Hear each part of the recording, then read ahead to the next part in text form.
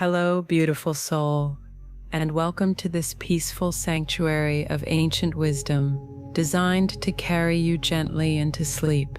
These are sacred transmissions from the great Zen lineages, teachings that have been whispered from master to student for over 1,500 years, now offered to you in the perfect state for receiving their deepest truths as you drift into the receptive realm of sleep. For centuries, Zen masters understood that the most profound awakenings often come not through intense study, but through the gentle surrendering of the analytical mind. Tonight, you'll receive these timeless teachings exactly as they were meant to be absorbed effortlessly, allowing your subconscious to drink in their wisdom while your conscious mind releases into rest. You'll hear the story of Brother Wei, whose midnight encounter at a monastery revealed something that generations of students have pondered in wonder. We'll visit the temple where mice created a problem that led to an even stranger mystery, teaching monks something no meditation manual could convey. You'll meet the enigmatic bridge builder, whose shocking confession about his life's work left even enlightened masters speechless. We'll discover what happened when a temple's sacred bell fell into mysterious silence, and why the solution the monks found defied everything they thought they knew. You'll encounter the rebellious gardener, whose scandalous methods concealed wisdom that transformed how visitors understood the very nature of belonging. We'll journey with a Silk Road merchant, carrying burdens no caravan animal could bear, until a child's innocent question unlocked a teaching that sages had spent decades trying to grasp. You'll receive the profound transmission about two arrows that reveals the hidden source of human suffering in a way that can only be truly understood when the mind stops trying to understand. And will witness Master Ikkyu's final gift to his students, a response to death, so unexpected, so perfectly contrary to their preparations that it became his most treasured teaching, still whispered in Zen halls today. These stories come to you across the centuries, polished by countless retellings, refined by generations of awakened teachers who knew that truth settles deepest when received in silence and stillness. As you drift tonight, allow these ancient transmissions to find their way into the quiet spaces of your being, where they can work their gentle transformation beyond the reach of effort or analysis. Before we begin, please share in the comments where you are and what time it is. I love connecting with our Sleepy Wisdom community, scattered across the globe, all gathering here to receive these gifts from the masters. Now, place your phone or tablet face down so the light won't distract you, but keep it close enough to hear my voice. Settle into your most comfortable position, let your breathing find its natural rhythm, and prepare to receive these sacred teachings in the way they were always meant to be received, through the doorway of gentle surrender. The masters await. Let's begin this timeless transmission together. Good evening, dear friend. Before we begin tonight's journey into ancient wisdom, I invite you to settle just a little deeper into whatever holds you. Perhaps pull that blanket a bit closer. Adjust your pillow until it cradles you perfectly. Let your body sink into the comfort that surrounds you, feeling fully supported and completely safe. The story of the moon in the well. And tonight, we're traveling together to a quiet monastery in the mountains of old China, where a gentle teaching waits to unfold, a story that speaks to something you know intimately. Those moments when you found yourself chasing something beautiful, something that felt so real, so important, only to discover later that what you were pursuing was never quite what it seemed. We all have our wells, don't we? Those places where we see reflections of what we think we need, what we think will make us whole. And we all have our midnight hours of reaching, grasping, trying so very hard to capture what calls to us. Let your breathing slow now as we step into this ancient tale. Feel your eyes growing heavier with each gentle word, knowing that wisdom often comes most clearly when we stop trying so hard to understand and simply allow the story to carry us. In the mountains of ancient China, where morning mist clung to pine branches like prayers made visible, there stood a small monastery, the kind of place where silence held more teachings than words ever could. Brother Wei was known among the other monks for his sincere heart and his earnest dedication to practice. He meditated with fervor, studied the sutras with devotion, and approached each task as if the fate of all beings depended upon his perfect effort. On this particular evening, as autumn air carried the scent of distant wood smoke, Brother Wei stepped into the monastery courtyard to draw water from the old stone well. The moon hung full and luminous above, casting silver light across the weathered stones and ancient wooden buildings. As he lowered his bucket into the depths, something caught his eye that made him stop breathing. There, floating in the dark water below, was the moon itself, perfect and round and achingly beautiful, trapped in the cold depths of the well. Brother Wei felt his heart clench with sudden compassion. How had no one noticed this before? The precious moon, source of light for countless generations of travelers and lovers and seekers, had somehow fallen into their well and lay drowning in darkness. You know this feeling, don't you, dear listener? That moment when you discover something precious that seems lost, abandoned, in need of rescue. Maybe it was a relationship you thought you could save through sheer effort, perhaps a dream that felt within reach if you just tried harder, worked longer, stretched further, or even a version of yourself that you glimpsed once and spent years trying to recapture. Brother Wei set down his wooden bucket and rolled up his sleeves. The water was deeper than he expected and cold enough to make his breath catch, but the moon looked so forlorn floating there, so in need of help. He reached down with both arms, plunging them elbow deep into the icy water, trying to cup the moon in his hands. But the moment his fingers touched the surface, the beautiful orb shattered into ripples, scattering into fragments of light that danced away from his grasp. Brother Wei waited, perfectly still, until the water calmed, and there it was again, the moon, whole and perfect, floating just out of reach. This time, he would be more careful, more gentle. He lowered his hands slowly, moving with the patience he had learned in meditation. But again, the slightest touch sent the moon dissolving into trembling circles of light. The night grew deeper around him. Other monks passed by on their way to evening prayers, nodding respectfully at Brother Wei's dedication to his task, assuming he was engaged in some advanced spiritual practice they didn't yet understand. Hour after hour, Brother Wei tried different approaches. He fashioned a net from rope. He attempted to drain the well with bucket after bucket. He lay flat on his belly, trying to approach the moon from different angles. Each attempt ended the same way. The moon would scatter at his touch, reform in the stillness, and wait with what seemed like gentle patience for his next effort. His robes grew soaked, his hands turned numb with cold, his back ached from bending over the stone rim, but still the moon floated there, beautiful and unreachable, calling to something deep in his heart that couldn't bear to abandon it. How many nights have you spent like this, dear friend, reaching for something that seemed so close, so real, so necessary for your happiness, working harder and harder, trying every approach you could imagine, while what you sought remained just beyond your fingertips? As the hours passed, Brother Wei began to understand something about persistence, about the kind of loving effort that doesn't grasp. He found himself simply watching the moon in the water, resting his arms on the cool stone, letting his breathing settle into the natural rhythm of someone who has stopped fighting the current. The moon seemed to watch him back, steady and patient in its floating. Gradually, without noticing exactly when it happened, Brother Wei's eyes began to close.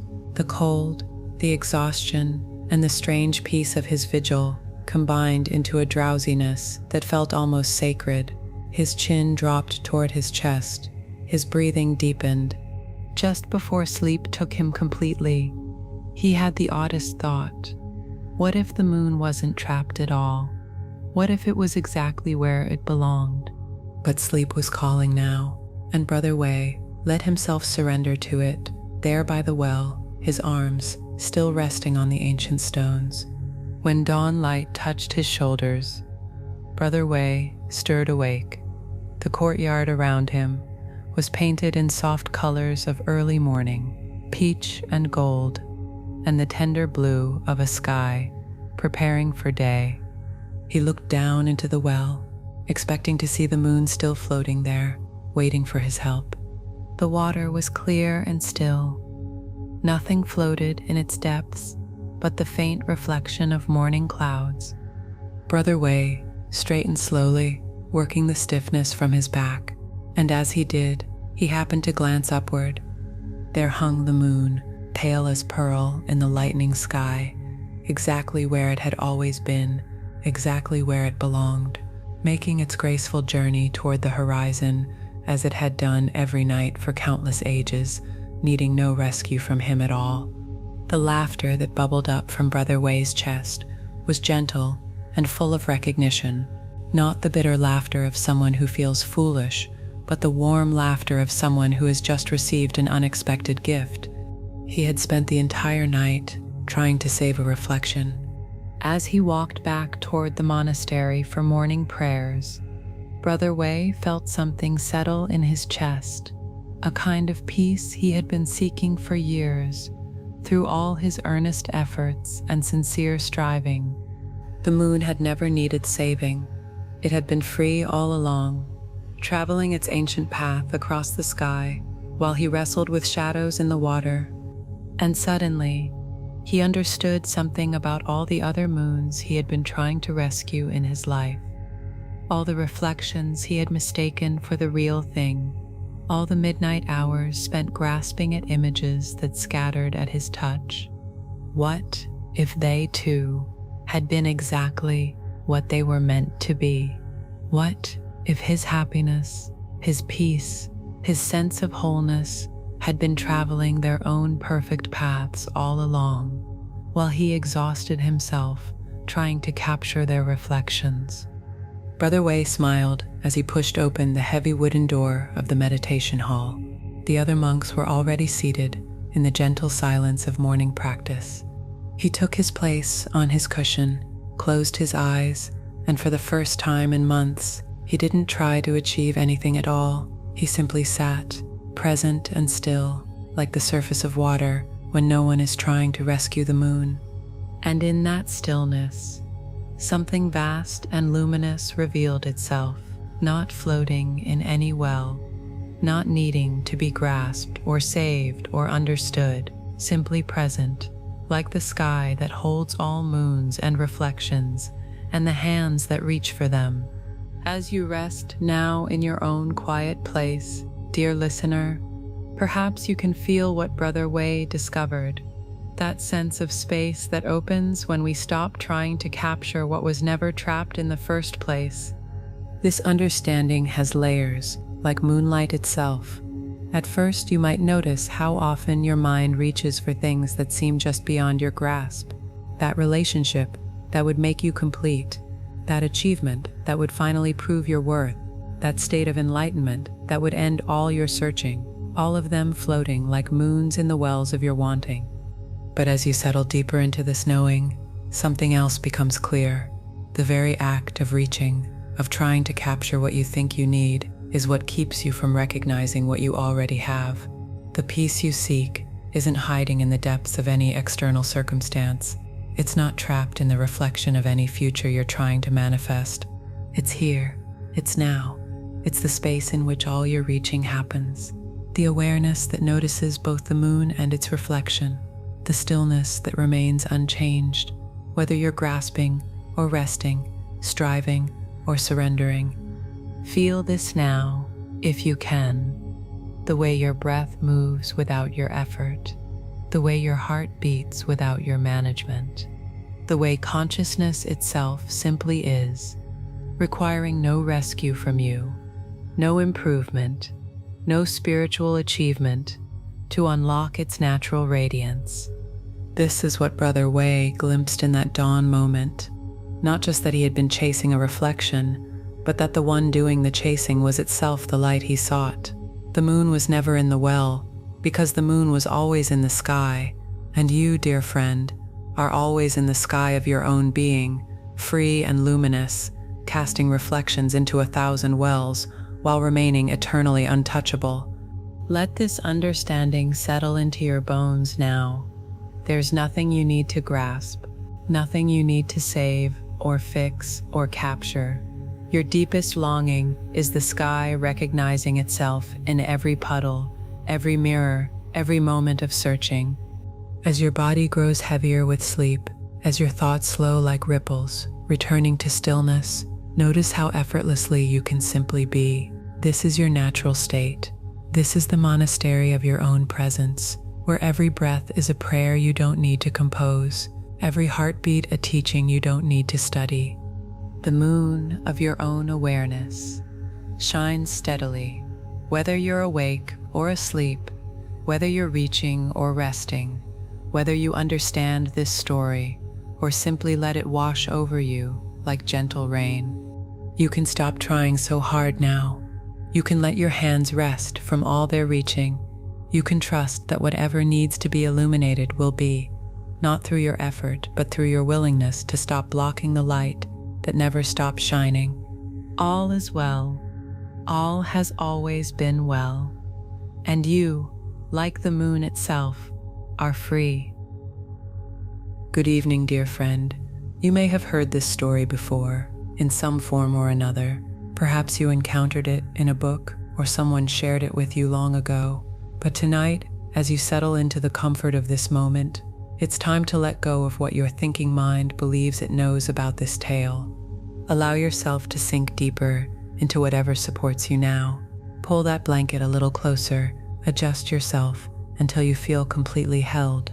Tonight, this ancient wisdom isn't meant for your analyzing mind to dissect and categorize. It's meant for something deeper, something that only opens when you stop trying so hard to understand and simply let the story flow through you, like water finding its natural course. Your greater than conscious mind, that vast intelligence that beats your heart and dreams your dreams, is ready to receive this teaching on levels your everyday awareness cannot reach.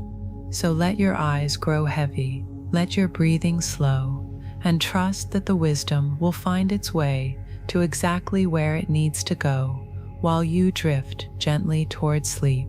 The story of the Tea Master's Cup.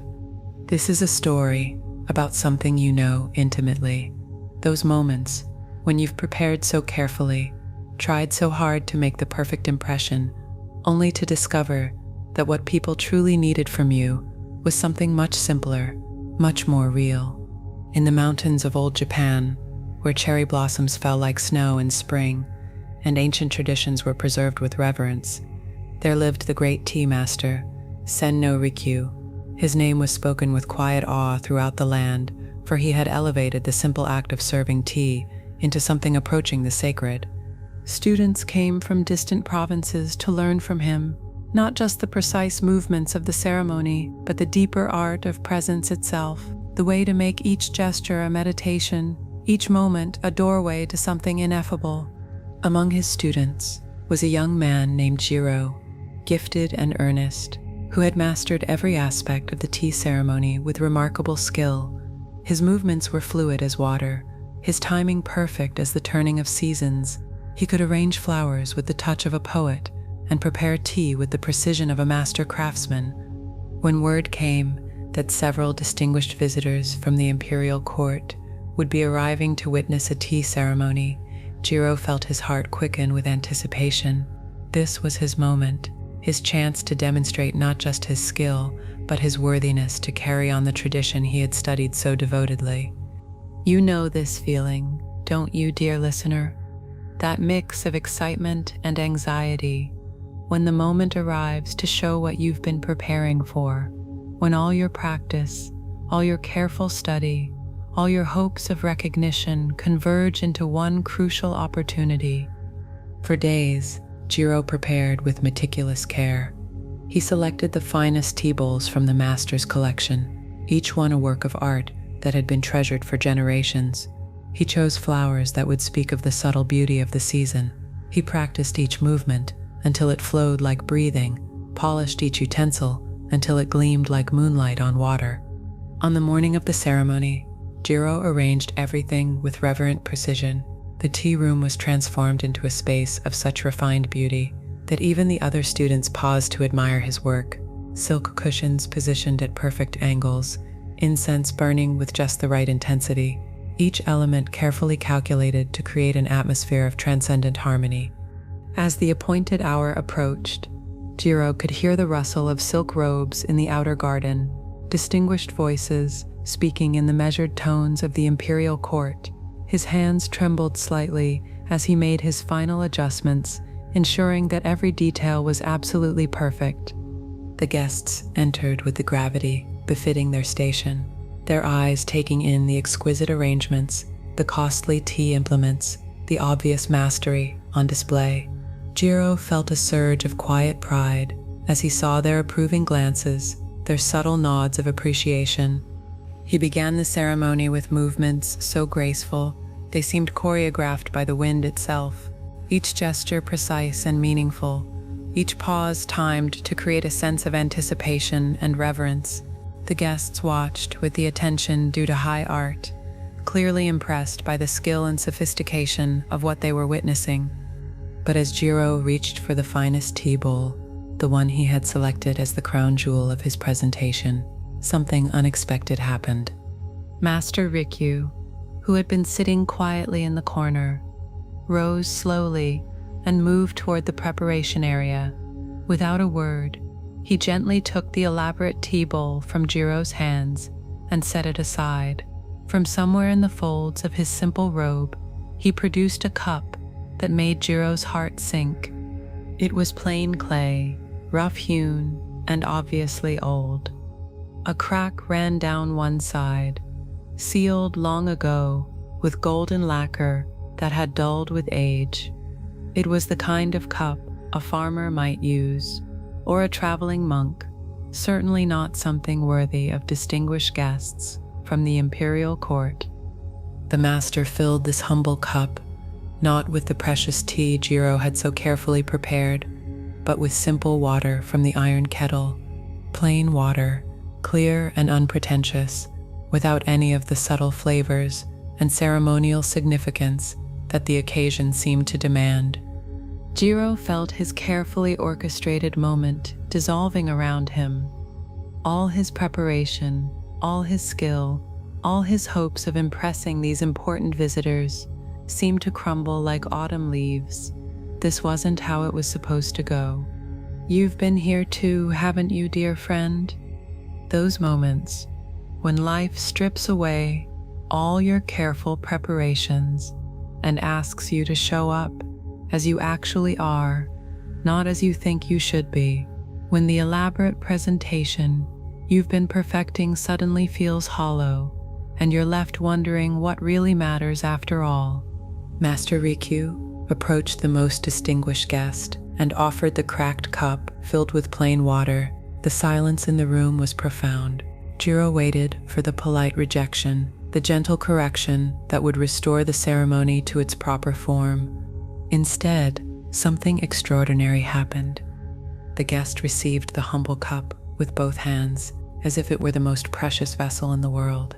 He lifted it to his lips and drank the plain water slowly, his eyes closing as if savoring the finest wine. When he opened them again, there was something in his expression that hadn't been there moments before, a softness, a presence, a quality of attention that all of Jiro's beautiful arrangements hadn't been able to evoke. "Thank you," the guest said quietly, and in those two simple words, Jiro heard something he had never heard in response to all his elaborate ceremonies: genuine gratitude, real connection, the sound of one human being truly meeting another. The other guests, sensing something profound was occurring, received their own simple cups of water with similar reverence. The room filled with a quality of presence that was deeper than beauty, more valuable than perfection. Something real was happening here, something that couldn't be choreographed or arranged or prepared. As the ceremony concluded, in this unexpected simplicity, Jiro felt his world quietly reorganizing itself. Everything he thought he knew about mastery, about service, about what people truly needed from him, was revealing new layers of meaning. Later, after the guests had departed with expressions of profound gratitude, Jiro sat with his master in the gathering twilight. "I don't understand," he said finally.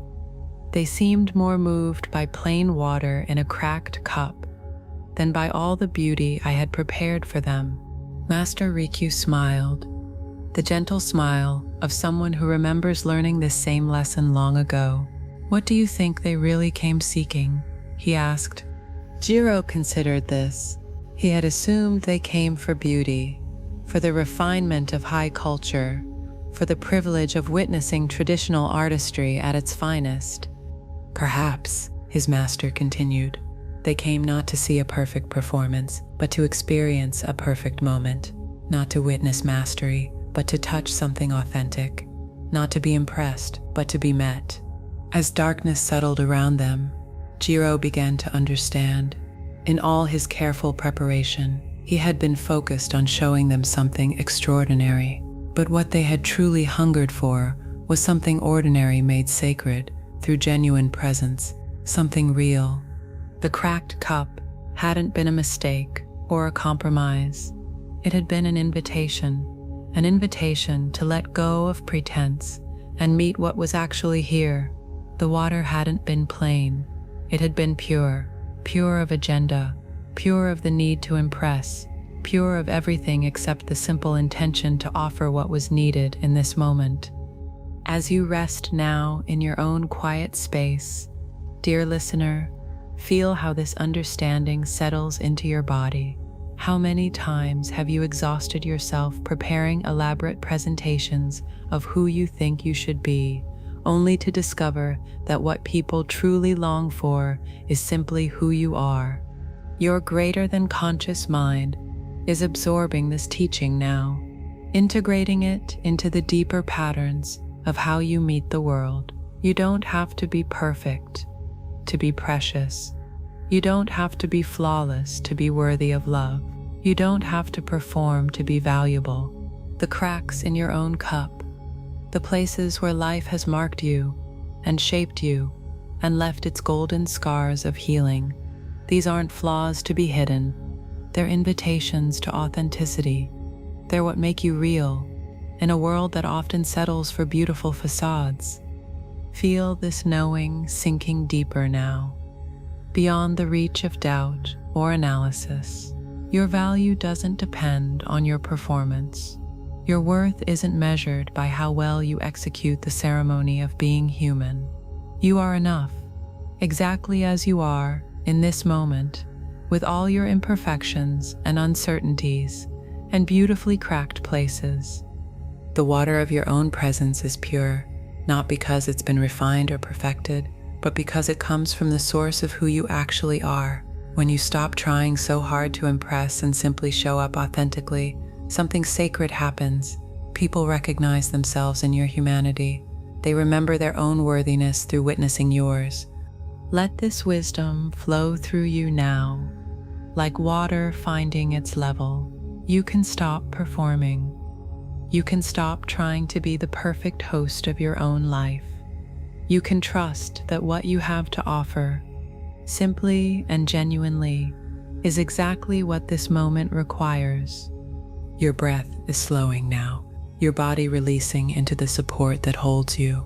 Feel how effortlessly you can simply be present, without any elaborate preparation or spiritual achievement. This is your natural state. This is the cracked cup of your own being, made beautiful not by its perfection, but by its willingness to hold what life pours into it. The peace you seek isn't hiding behind some perfectly executed performance of enlightenment. It's here, in this ordinary moment, in this simple breath, in this humble willingness to be exactly who you are, without apology or addition. Rest now in this knowing. You are the tea master's empty cup, cracked and golden and perfectly imperfect, ready to hold whatever this moment offers. You are enough. You have always been enough. And you, like the simple water that becomes sacred through genuine offering, are free. All is well. All has always been well. And you, like the humble cup that holds sacred water, are perfectly whole in your beautiful imperfection, free to offer exactly what you are without needing to be anything more. You're drifting now, perfectly carried along by the gentle current of these words and the soft music that holds them. Your body knows exactly how to let go, your breath finding its own peaceful rhythm as you float deeper into this space where wisdom and rest become one. Let yourself sink a little further into whatever cradles you tonight. You're being held so completely, so safely, as we journey together to another quiet monastery, another gentle teaching that your deeper mind is ready to receive while you drift toward sleep. The story of the Monastery Cat. This is a story about something you know so well, dear friend.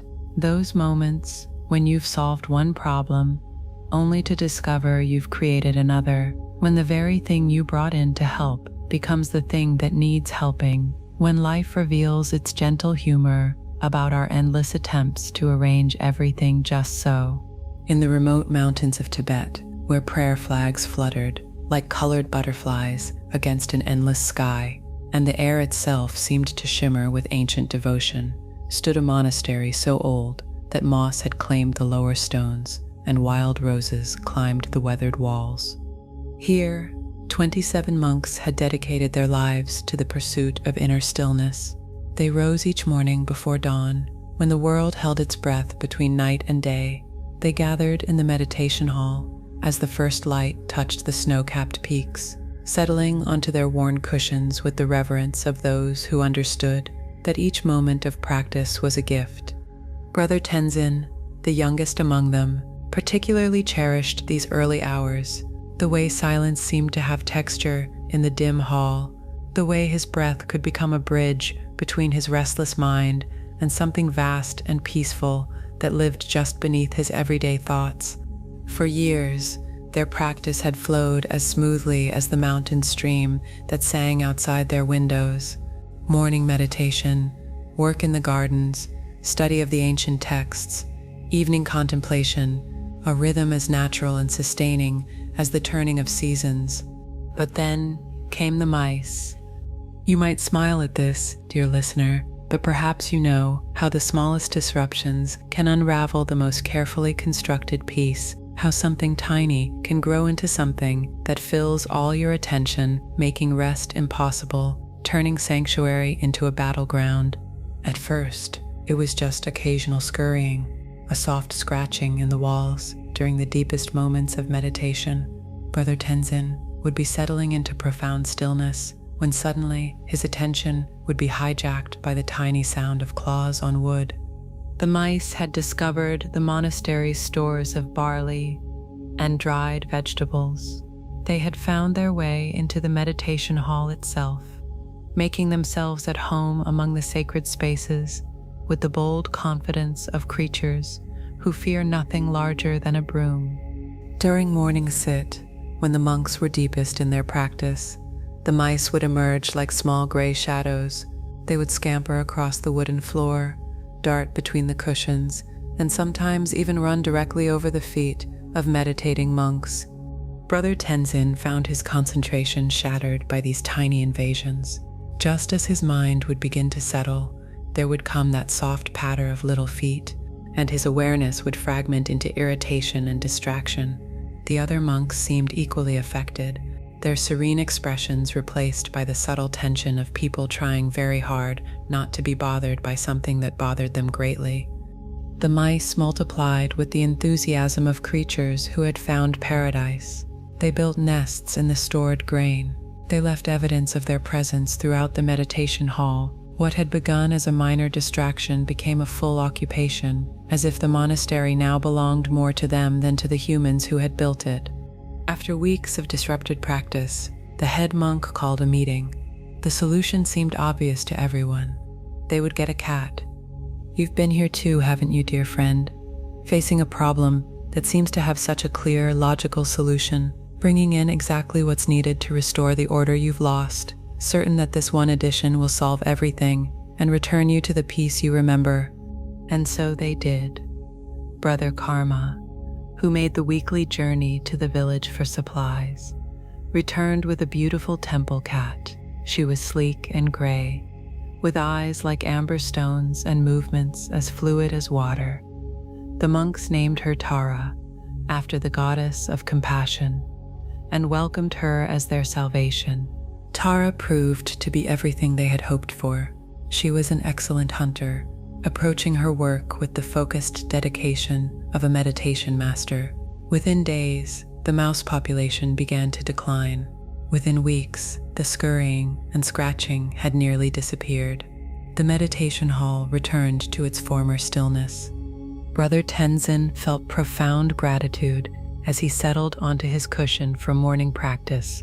Finally, he could return to the deep states of concentration he had cultivated before the mice arrived. Finally, the monastery could return to its true purpose. But as the days passed, Brother Tenzin began to notice something unexpected. Tara, having largely completed her mission with the mice, had discovered other sources of interest in the monastery. She had developed a particular fondness for the meditation hall during the quiet hours of practice. At first, it was charming. She would enter the hall with dignified grace and settle herself near the altar, her presence adding a sense of natural harmony to the space. The monks appreciated her beauty, her calmness, the way she seemed to embody a kind of feline enlightenment. But Tara, being a cat, had not consulted the monks about proper meditation etiquette. She began to explore the hall during sitting periods, padding silently between the rows of monks with the curiosity of one investigating her territory.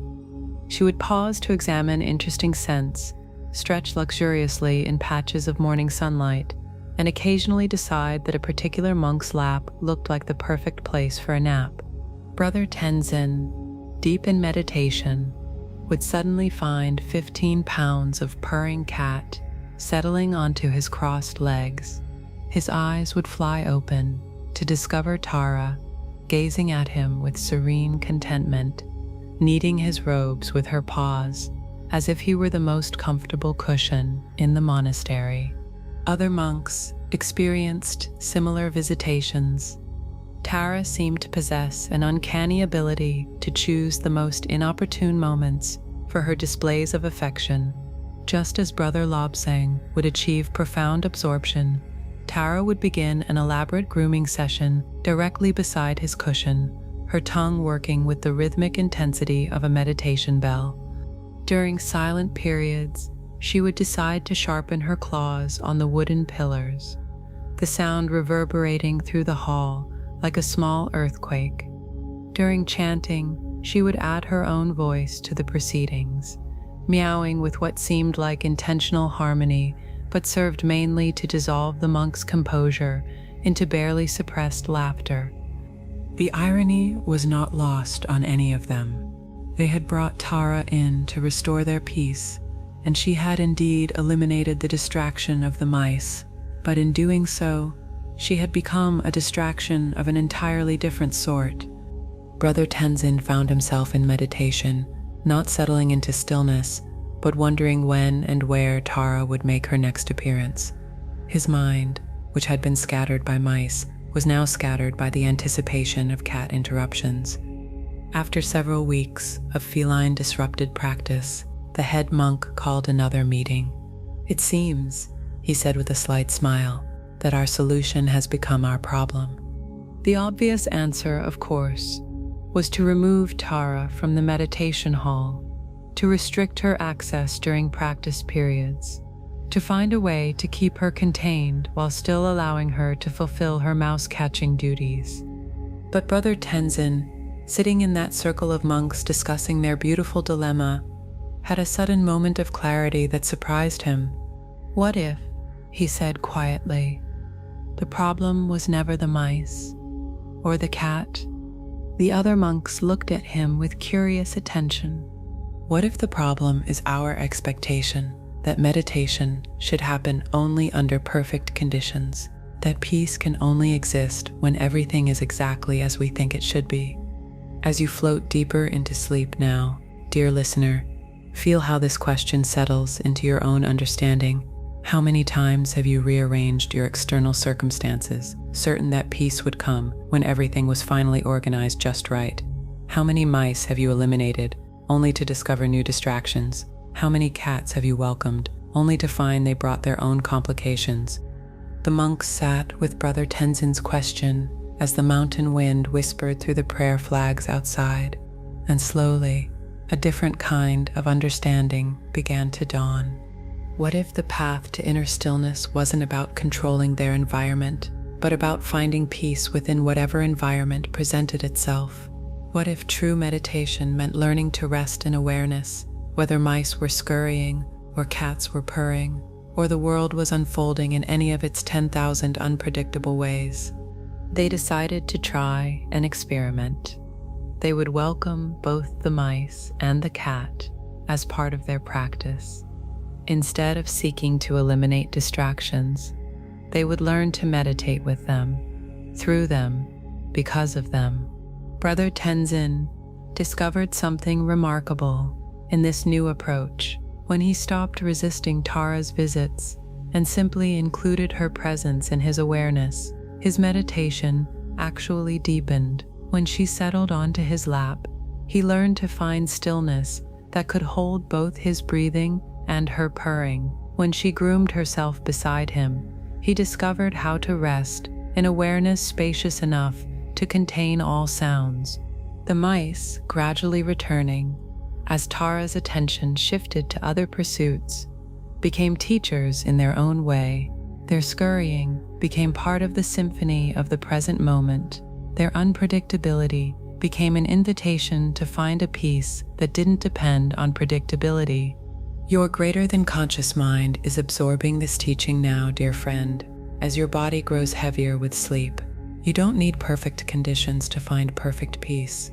You don't need to eliminate every distraction to discover the stillness that lives at your center.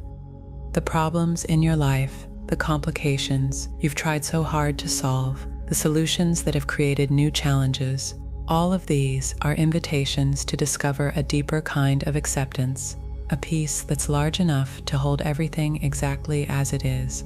Feel this understanding settling into your bones now.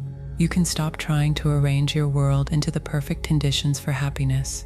You can rest in the awareness that notices both the mice and the cats, both the problems and the solutions, both the disturbance and the peace that remains undisturbed at the heart of all experience. Your breath is slowing now, your mind releasing its grip on the need to fix and control and perfect. You are learning what the monks learned, that true stillness isn't the absence of distraction, but the presence of awareness, spacious enough to hold all things with equal grace. The monastery of your own being is large enough for every creature that wanders through. Every problem, every solution, every unexpected guest is welcome here. You are the space in which all of this unfolds, and that space is always already at peace. All is well, all has always been well, and you, like the monastery that learned to welcome both mice and cats, are perfectly whole in your beautiful complexity, free to find peace, not by controlling what comes, but by embracing whatever arrives with an open heart. You're floating now, dear friend, carried perfectly on this gentle river of words and music. Your body knows exactly how to surrender, your breath finding its own sacred rhythm as you drift deeper into the space where ancient wisdom meets peaceful rest. Let yourself settle even more completely into whatever holds you tonight. You're being carried so safely, so tenderly, as we journey together to the misty mountains of Tang Dynasty China, where another timeless teaching waits to unfold in the deeper chambers of your sleeping mind. The story of the bridge builder's paradox. This is a story about something you understand in your very bones, dear listener. Those moments when you've poured your heart into creating something beautiful, something meaningful, only to realize that the real gift wasn't in possessing what you made, but in the making itself. When you discover that the deepest satisfaction comes not from crossing the bridges you build, but from the sacred act of building them. In the misty mountains of 9th century China, where ancient pines clung to impossible cliffs and morning fog rolled through valleys like the breath of sleeping dragons, the great Zen master Huang Po wandered the mountain paths in his simple hemp robes.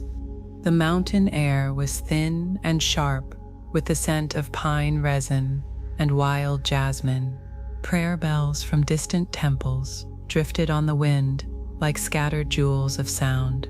Stone steps worn smooth by countless pilgrims wound their way between bamboo groves where light filtered down in golden shafts, illuminating floating motes of pollen and incense smoke. Master Huang Po walked these paths with the unhurried grace of water flowing downhill, his bare feet finding their way across moss-covered stones as if they had memorized every curve and crevice. His alms bowl, blackened by years of use, caught the dappled light as he paused to rest beside a mountain stream that sang its way toward distant villages. The sound of hammering echoed through the valley, rhythmic as a meditation bell, accompanied by the scrape of wood against stone and the splash of water against newly placed pilings. Following the sound around a bend in the path, Huang Po discovered its source. There, spanning a rushing gorge where white water cascaded over granite boulders worn smooth as jade, a bridge was taking shape. But this was no ordinary bridge. It was a work of art that seemed to grow from the landscape itself, its graceful arch echoing the curve of the mountains, its railings carved with intricate patterns that caught and held the dancing light. The bridge builder worked alone, a man perhaps 60 years old, with hands like gnarled tree roots and eyes that held the patient intensity of someone who had found his life's calling. His cotton tunic was stained with honest sweat, his gray hair tied back with a simple cord. Wood shavings clung to his sleeves like blessings from the cedar and pine he shaped with such reverence. The scent of freshly cut timber mingled with the mineral smell of stone dust and the green fragrance of moss growing on the gorge walls. Sunlight slanted through the canopy above, warming the man's shoulders as he fitted each piece with the precision of a master craftsman and the patience of a meditation master. Huang Po stood quietly for a long time, watching the bridge builder work. There was something mesmerizing about the man's complete absorption in his task. Each stroke of his plane, each careful measurement, each gentle tap of his wooden mallet was performed with the kind of presence that transforms labor into prayer. The bridge was nearly complete, its span reaching confidently across the gorge, to rest on foundations that seemed as permanent as the mountains themselves. It was clearly the work of someone who understood not just the mechanics of construction, but the deeper art of creating something that belonged to the landscape, something that served without calling attention to itself. Venerable craftsman, Huang Po called softly, his voice carrying easily over the sound of rushing water. The bridge builder looked up from his work, his face creased into a smile of genuine warmth. He set down his tools with the care of someone who had learned to treat each implement as a teacher, and approached the master with the unhurried movements of someone who had long ago learned that everything arrives in its proper time. "Honored teacher," the man replied, recognizing something in Huang Po's bearing that spoke of spiritual depth. "You find me at my work." The two men stood together at the edge of the gorge, the nearly completed bridge spanning the space between them and the far mountainside where rhododendrons bloomed in wild profusion and prayer flags strung between ancient trees fluttered like captured rainbows. "This is magnificent work," Huang Po observed, his eyes taking in the bridge's elegant proportions, the way its presence seemed to complete, rather than interrupt the natural beauty of the gorge. You must be eager to be the first to cross it when it is finished." The bridge builder's laugh was like the sound of wind chimes touched by a gentle breeze. "Oh no, master. I build bridges, but I never cross them." Huang Po felt that familiar stirring that came when a profound teaching was about to reveal itself. The mountain air seemed to hold its breath, waiting. "This puzzles me, friend," Huang Po said gently. "You pour your skill, your time, your very life force into creating these passages. Surely you would want to experience the fruit of your labor." The bridge builder picked up a piece of smooth cedar and ran his fingers along its grain with the tenderness of someone stroking a beloved pet. The wood gleamed golden in the slanted sunlight, and the scent of its oils rose between them like incense offered to the mountain spirits. "I have built 17 bridges in these mountains," the man said, his voice carrying the quiet satisfaction of someone who had found their true path. "Each one a different challenge, a different conversation with stone and water and wind, and in 30 years of building, I have never crossed a single one." You know this feeling, don't you, dear listener? That sense of completion that comes not from arriving somewhere, but from the pure act of creating, of giving form to what wants to emerge through your hands and heart and devoted attention. "But why?" Huang Po asked, though he suspected he was beginning to understand. The bridge builder set down his wood and gazed across the gorge where his bridge reached toward the far shore, like an offering made manifest. "When I am building," he said slowly, "I am completely present. Every fiber of my being is engaged with the work. The grain of the wood speaks to me. The weight of the stone teaches me. The sound of the water below guides my hands.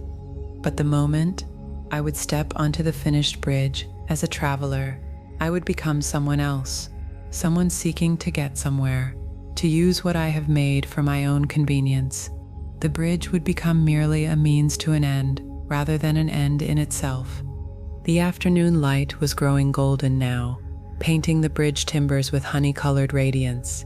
Somewhere in the valley below, temple bells began their evening call, their bronze voices carrying messages of impermanence and awakening across the vast mountain wilderness.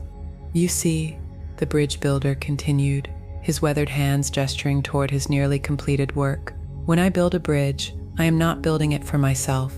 I am building it for the mountain, for the water that flows beneath it, for the countless travelers who will find their way, made easier by its presence. I am building it for the pure joy of giving form to function, beauty to utility." Huang Po nodded slowly, feeling the truth of these words, settling into his understanding, like sediment, finding the bottom of a clear pool. "The moment I cross it," the bridge builder said, "I become one of those who use rather than one who serves. And something in me knows that the deepest satisfaction lies not in having, but in giving, not in crossing, but in making crossing possible for others." As your breathing deepens now, dear friend, feel how this understanding flows through you like mountain water finding its course. How many bridges have you built in your own life? How many times have you created something beautiful, something useful, something that served others, only to feel that your greatest joy came not from possessing what you made, but from the sacred act of making itself? Your greater than conscious mind is absorbing this teaching as you drift deeper into rest. The bridge builder's wisdom settling into the deepest layers of your understanding, where it can transform how you meet your own creative impulses, your own desire to serve, your own relationship with the fruits of your labor. The two men stood in companionable silence as the sun continued its descent toward the western peaks. The sound of water rushing through the gorge below became a kind of music, punctuated by the evening songs of birds settling into their roosts and the distant whisper of wind through bamboo groves. "There is something else," the bridge builder said, finally, his voice barely audible above the water's song. Each bridge I build teaches me something I could learn no other way. The 17th bridge carries the wisdom of the first 16. But if I had stopped to cross the first bridge, to enjoy what I had accomplished, I might never have built the second. Huang Po smiled, recognizing in this simple craftsman a master of the deepest kind. So by never crossing your bridges, you become someone for whom bridge building itself is the destination. Exactly, the man replied. The work is the reward, the building is the arrival, the giving is the receiving. As twilight began to paint the sky in shades of lavender and gold, Huang Po prepared to continue his journey along the mountain paths. But before leaving, he turned back to the bridge builder with one final question. Do you ever feel you are missing something? Do you never wonder what lies on the other side? The bridge builder's eyes crinkled with gentle humor as he gestured toward the bridge that would soon carry its first travelers across the rushing gorge. Master, he said, I spend my days creating pathways between here and there. In doing so, I discover that here and there are not so different after all. What I seek is not on the other side of any bridge I could build. It is in the building itself, in the presence that transforms work into prayer, effort into offering. He picked up his tools again, preparing for the final touches that would complete his 17th bridge. When you truly give yourself to creating something that serves others, you discover that you are never separate from what you are trying to reach. The bridge becomes not a crossing, but a recognition. As you rest now in your own quiet sanctuary, feel this profound teaching settling into your bones. The bridges you build in your life, the love you offer, the service you provide, the beauty you create, these are not steps toward some distant satisfaction. They are the satisfaction itself, complete in each moment of genuine giving. Your deeper mind is integrating this wisdom now, understanding that the deepest fulfillment comes not from crossing the bridges you build, but from building them with such presence, such devotion, such complete engagement that the building itself becomes a form of arrival. You can stop seeking completion in the fruits of your labor and find it instead in the labor itself. You can cease looking for satisfaction in what you accomplish and discover it in the quality of attention you bring to the accomplishing. The work you do, when done with the bridge builder's presence, becomes a form of meditation. The service you offer, when offered without attachment to recognition, becomes a pathway to the sacred. The love you give, when given freely without need for return, becomes its own reward. Your breath is growing deeper now, your body releasing completely into the support that holds you. Feel how effortlessly you can rest in this knowing that everything you need is already present in the pure act of giving, creating, serving with wholehearted presence. The monastery of your own being needs no bridges to cross, only bridges to build, bridges of compassion, bridges of understanding, bridges of love that connect heart to heart, moment to moment, breath to breath. All is well, all has always been well, and you, like the bridge builder who found heaven in each day's honest work, are perfectly complete in your generous offering, free to create without needing to possess, to serve without needing to cross, to love without needing to arrive anywhere other than this sacred moment of giving itself. You're drifting so beautifully now, dear friend, carried deeper and deeper on this gentle current of ancient wisdom and soft music. Your body has found its perfect rhythm of release, your breath moving like a prayer you don't need to remember how to say. Let yourself sink even further into the embrace of this moment. You're being held so completely, so safely, as we journey together to a mist-wrapped temple in the mountains of old Korea, where the morning air carries the scent of pine smoke and blooming lotus, and where another profound teaching waits to unfold in the quietest chambers of your sleeping mind. The story of the silent bell. This is a story about something you know with painful intimacy, dear listener. Those moments when something precious in your life seems to stop working, seems to go silent, and you search everywhere for what's broken, what needs fixing, only to discover that what changed wasn't the world around you, but something far more subtle, far more mysterious within the depths of your own awareness. High in the Taebaek Mountains of ancient Korea, where autumn mists rolled through valleys carpeted with crimson maple leaves and golden ginkgo, stood the Temple of Eternal Sound. For over 300 years, its great bronze bell had marked the rhythm of monastic life, its voice carrying across terraced rice fields and through pine forests that seemed to stretch toward infinity. The temple itself was a marvel of weathered wood and graceful curves, its upturned eaves painted in colors that had faded to the soft hues of twilight. Ancient Korean pines, their bark textured like dragon scales, grew so close to the buildings that their branches brushed against the curved clay roof tiles when the mountain wind stirred them. The air was perfumed with the smoke of pine wood fires, the green scent of bamboo groves, and the delicate fragrance of chrysanthemums blooming in carefully tended temple gardens. In the center of the courtyard stood the bell pavilion, a simple wooden structure open on all sides to allow the bell's voice to travel freely across the mountain valleys. The bell itself was a masterpiece of bronze craftsmanship, its surface decorated with lotus flowers and Sanskrit prayers that caught the morning light like captured blessings. It hung from massive wooden beams worn smooth by centuries of mountain weather, suspended by a rope of twisted hemp that had been blessed by generations of abbots.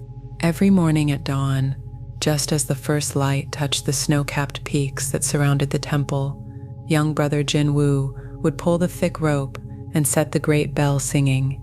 Its voice would roll across the valleys like thunder made musical, calling the monks to morning meditation, announcing to the world that another day had been offered as a gift to be received with gratitude. The sound of that bell was more than mere noise. It was the heartbeat of the temple, the voice that called scattered thoughts home to the present moment. Farmers in distant villages set their clocks by its morning song. Travelers on mountain paths found comfort in its familiar greeting.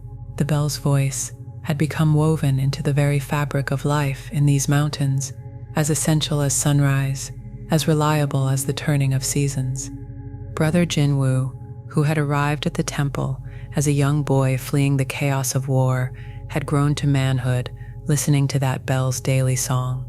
It had called him to his first tentative attempts at meditation, had marked the passing of his years of study, had celebrated his ordination as a full monk. The bell's voice was the sound of home, of belonging, of a life dedicated to awakening. But on this particular morning, in late autumn, when persimmon trees hung heavy with orange fruit and the temple gardens blazed with the final glory of chrysanthemums, something was different.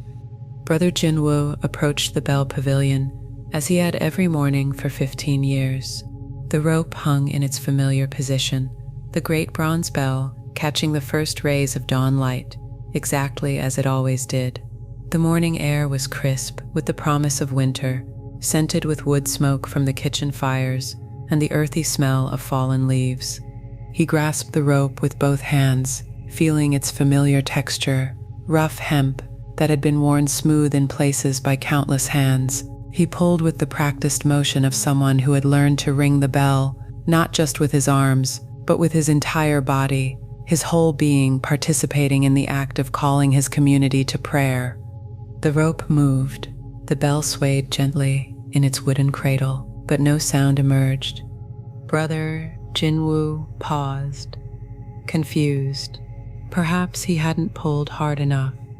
He tried again, this time putting his full weight into the motion, pulling the rope until his feet nearly left the ground. The bell moved more vigorously, its bronze surface catching and scattering the morning light like captured fire. But still, no sound, not even the whisper of metal against metal, not the faintest echo of the voice that had sung across these mountains for 3 centuries. A chill that had nothing to do with the mountain air crept up Brother Jinwoo's spine. He examined the bell closely, looking for cracks in the bronze, damage to the surface, anything that might explain this impossible silence. But the bell appeared perfect, its ancient patina unmarred, its lotus decorations still clear and beautiful in the growing light. You know this feeling, don't you, dear friend? That moment when something you've depended on, something that has always been there, suddenly seems to fail without explanation. When you go through all the familiar motions, but the expected result simply doesn't come, and you're left wondering what invisible thing has broken, what unseen change has rendered your efforts useless. Brother Jinwoo hurried to wake the temple's master craftsman, an elderly monk named Hyeshim, who had maintained the temple's bells and gongs for over 40 years. Together they returned to the pavilion as the sky began to lighten from deep purple to the soft gray of early dawn.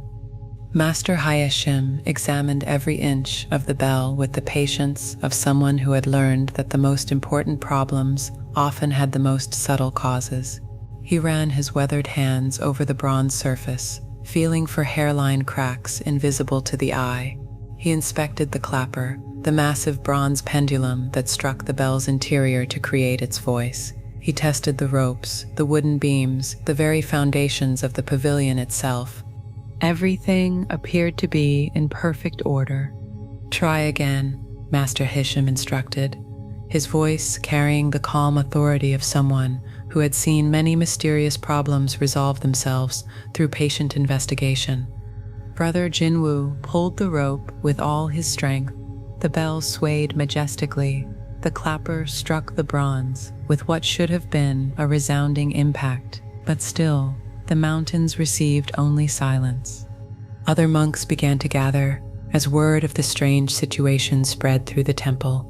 They stood in the courtyard in their gray robes, their breath visible in the cool morning air, watching their morning ritual dissolve into mystery. Some suggested examining the rope more carefully. Others thought perhaps the bronze had somehow lost its ability to sing, though no one could explain how such a thing might happen. The temple abbot, a serene man in his 70s, whose eyes held the depth of mountain lakes, arrived as the sun finally cleared the eastern peaks and began to paint the temple buildings with golden light. He listened to the various theories and suggestions with the patient attention of someone who had learned that the most profound teachings often came disguised as practical problems. "Let us approach this systematically," he said finally, his voice carrying the quiet authority that comes from decades of guiding others through confusion toward clarity. "If the bell will not ring, we must discover what has changed." And so began the most thorough investigation in the temple's history.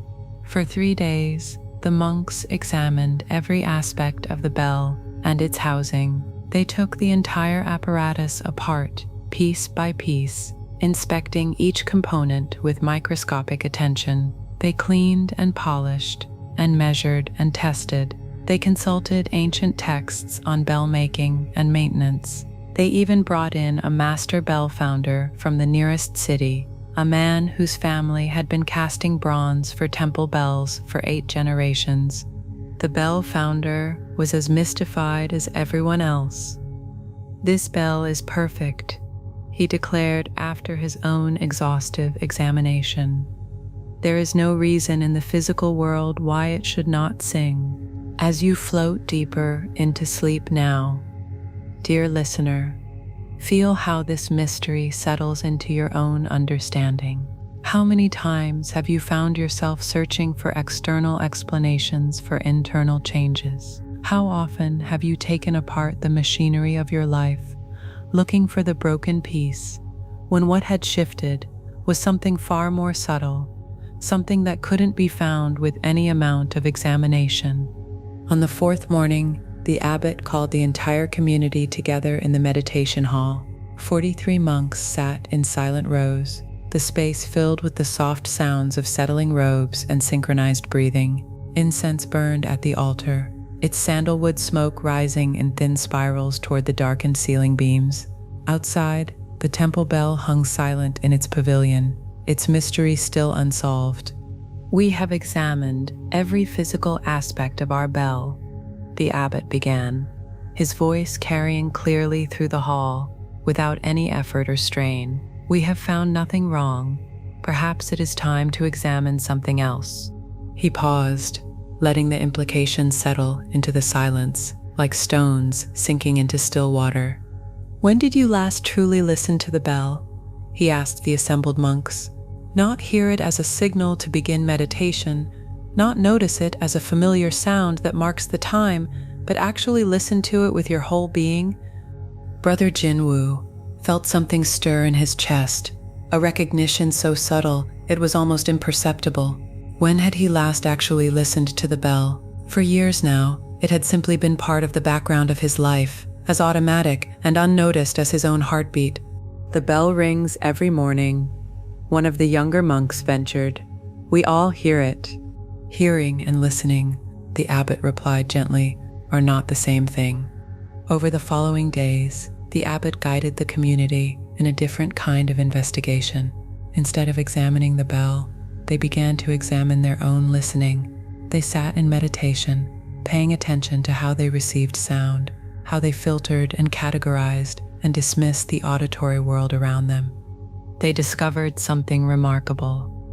Their ears had become so accustomed to the bell's daily voice that they had stopped actually receiving it. It had become like the sound of their own breathing, so familiar that their awareness simply passed over it, noting its presence without really taking it in. Brother Jinwoo realized that for months, perhaps even years, he had been going through the motions of ringing the bell, while his mind was already racing ahead to the day's activities. He had been physically present for the ritual while being mentally absent from the experience itself. "But the bell really isn't making sound," protested Brother Songjin, one of the middle-aged monks who prided himself on his practical approach to spiritual matters. "We've tested this thoroughly." The abbot smiled with the gentle patience of someone who had spent decades watching the mind's resistance to teachings that challenged its basic assumptions about reality. "Tomorrow morning," he said, "we will conduct one final test." The next dawn found the entire community gathered in the courtyard around the bell pavilion. The morning air was particularly clear, washed clean by an overnight rain that had left every surface sparkling with moisture. The scent of wet pine needles and damp earth mingled with the smoke from the kitchen fires where breakfast was being prepared. The abbot approached the bell rope with the slow, deliberate movements of someone performing a sacred ceremony. But instead of grasping the rope immediately, he stood quietly for several minutes, his eyes closed, his breathing deep and even. The monks watched in fascination as their teacher seemed to gather himself into a quality of presence they had rarely witnessed. Every line of his body spoke of complete attention, total availability to the moment at hand. Then, moving with infinite care, he took hold of the rope. His pull was not forceful, but it was so completely present, so utterly engaged, that the very air around the pavilion seemed to hold its breath. The bell swayed gently, the clapper touched the bronze, and suddenly the mountains erupted with sound.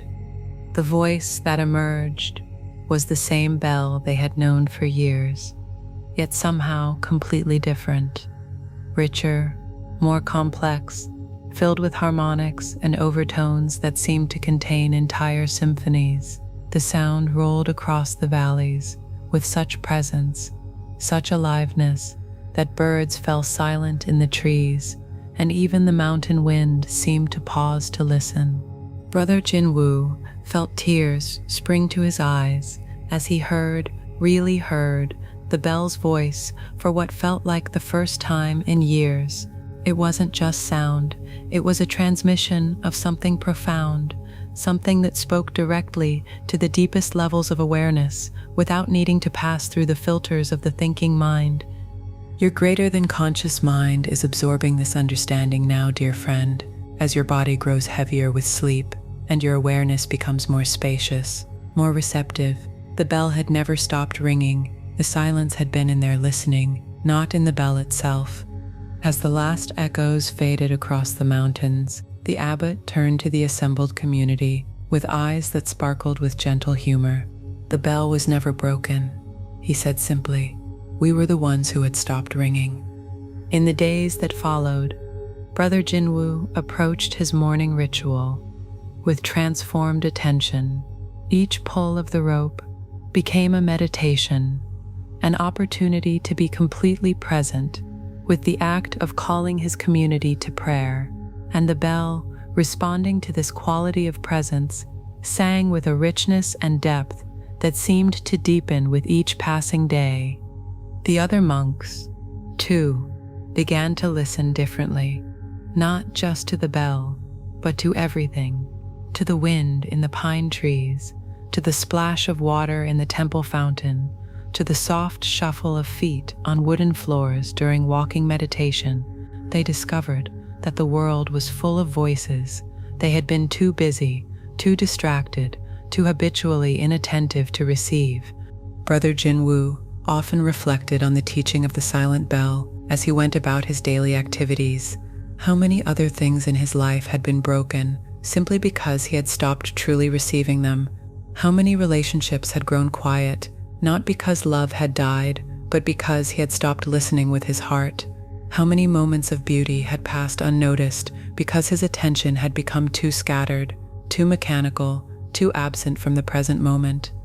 As you rest now in the deepest layers of sleep, feel this profound understanding integrating into every cell of your being.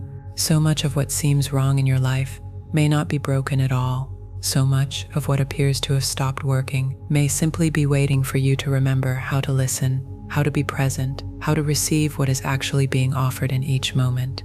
Your relationships, your work, your spiritual practice, your connection to the natural world, all of these may be ringing their songs of beauty and meaning continuously. The question is not whether they are working, but whether you are truly receiving them. The temple bell in the mountains of your own awareness never stops ringing. It calls you home to presence, to attention, to the sacred act of truly listening to what life is offering right now. Sometimes the silence you experience is not the absence of meaning, but the invitation to remember how to hear. Your breath is completely relaxed now. Your body surrendered entirely to rest. Feel how effortlessly you can simply be present, simply listen, simply receive whatever this moment is offering without needing to fix or change or improve anything at all. The bell of your own being rings constantly with the voice of peace, of love, of connection to something infinitely larger than your thinking mind can grasp. It needs no rope to be pulled, no effort to sound its song. It asks only that you remember how to listen with the wholeness of your being. All is well. All has always been well. And you, like the bell that never stopped singing, are perfectly whole in your eternal offering, free to ring your unique song into the world simply by remembering how to be completely present to the sacred act of being alive. You're floating so peacefully now, dear friend, carried deeper and deeper into this sacred space where ancient wisdom meets the gentlest rest.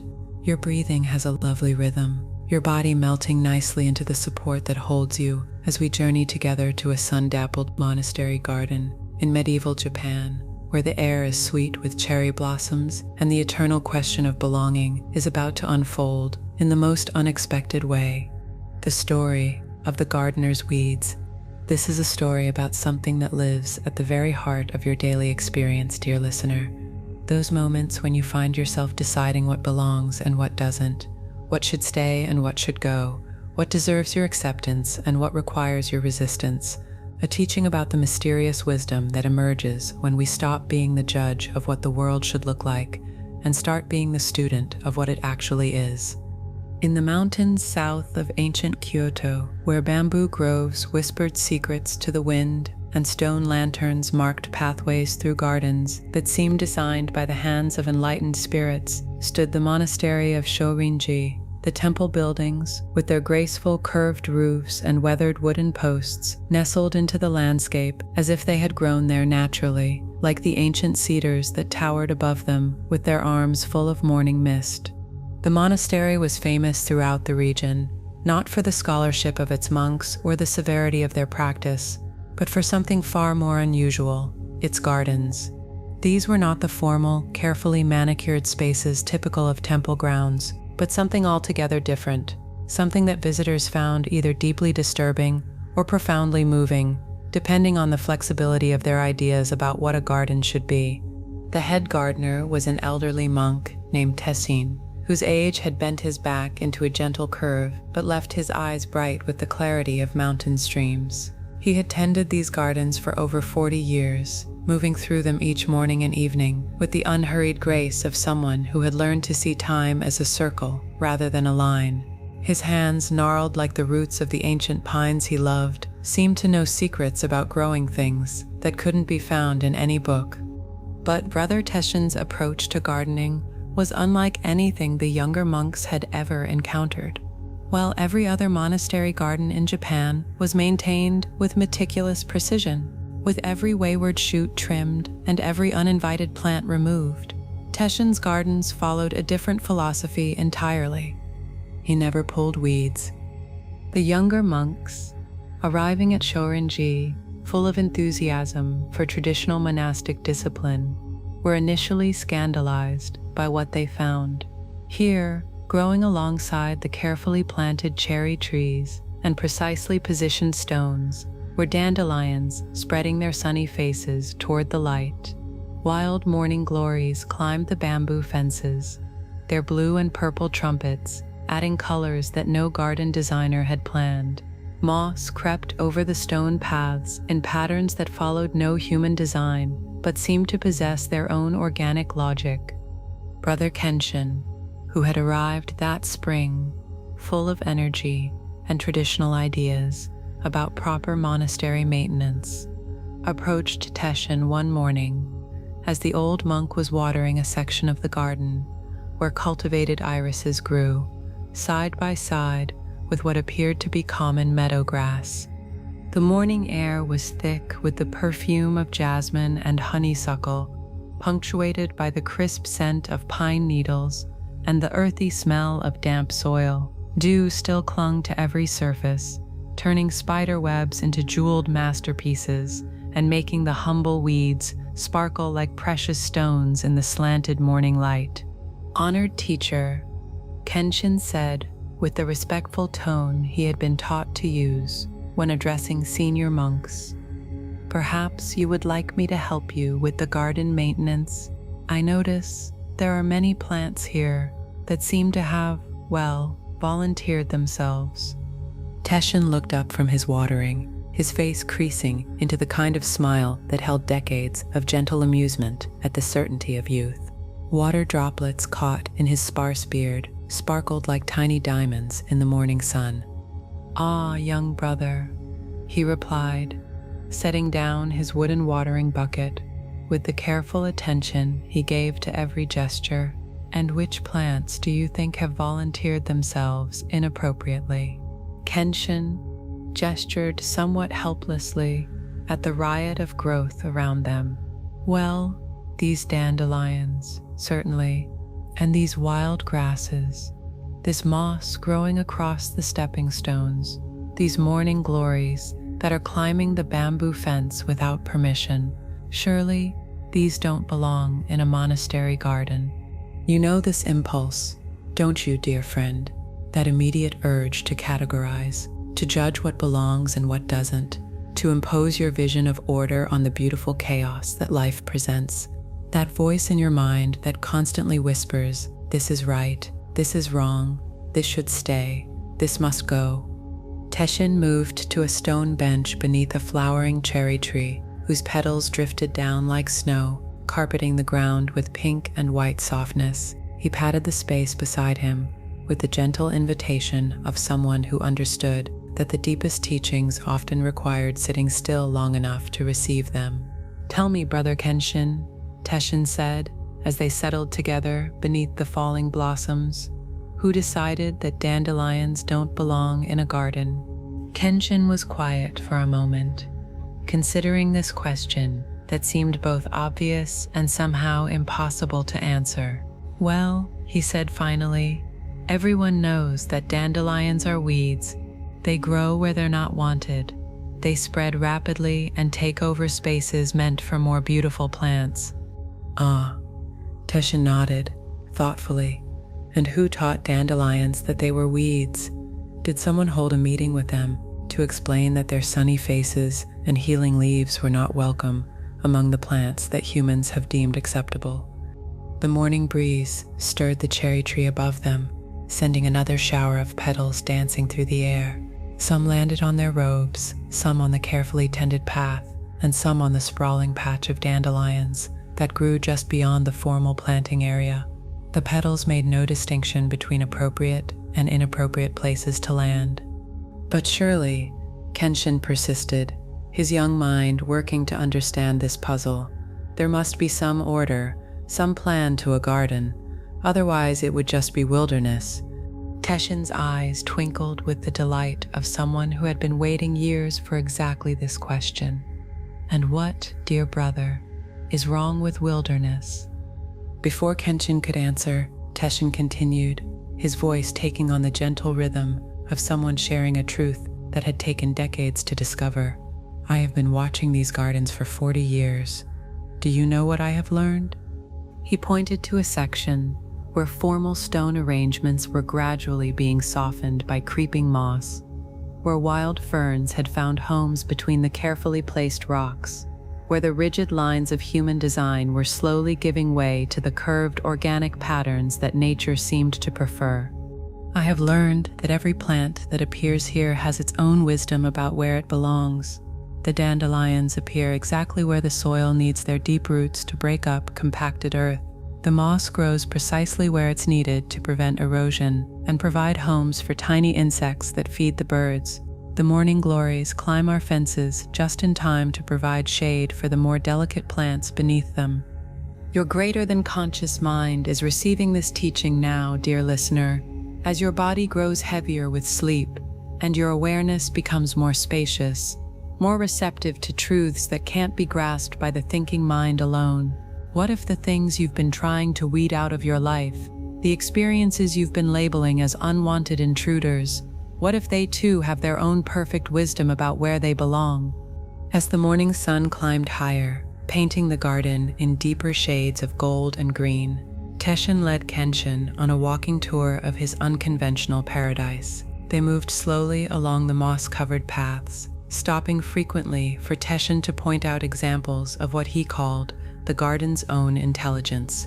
Here, where wild grasses had appeared between the cultivated bamboo, the seemingly random growth was actually preventing soil erosion during the heavy rains. There, where a wild vine had invaded a formal flower bed, it was providing essential nitrogen to the soil through its root system.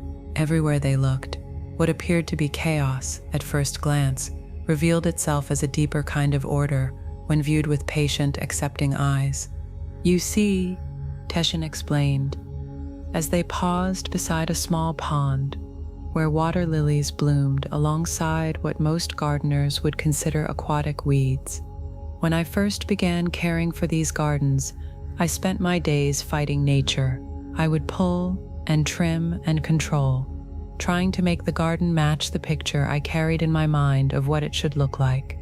He knelt beside the pond, dipping his fingers into the cool water, where dragonflies skimmed the surface and small fish moved in lazy circles beneath the lily pads. But the garden kept teaching me that my picture was very small compared to the wisdom that wanted to express itself here.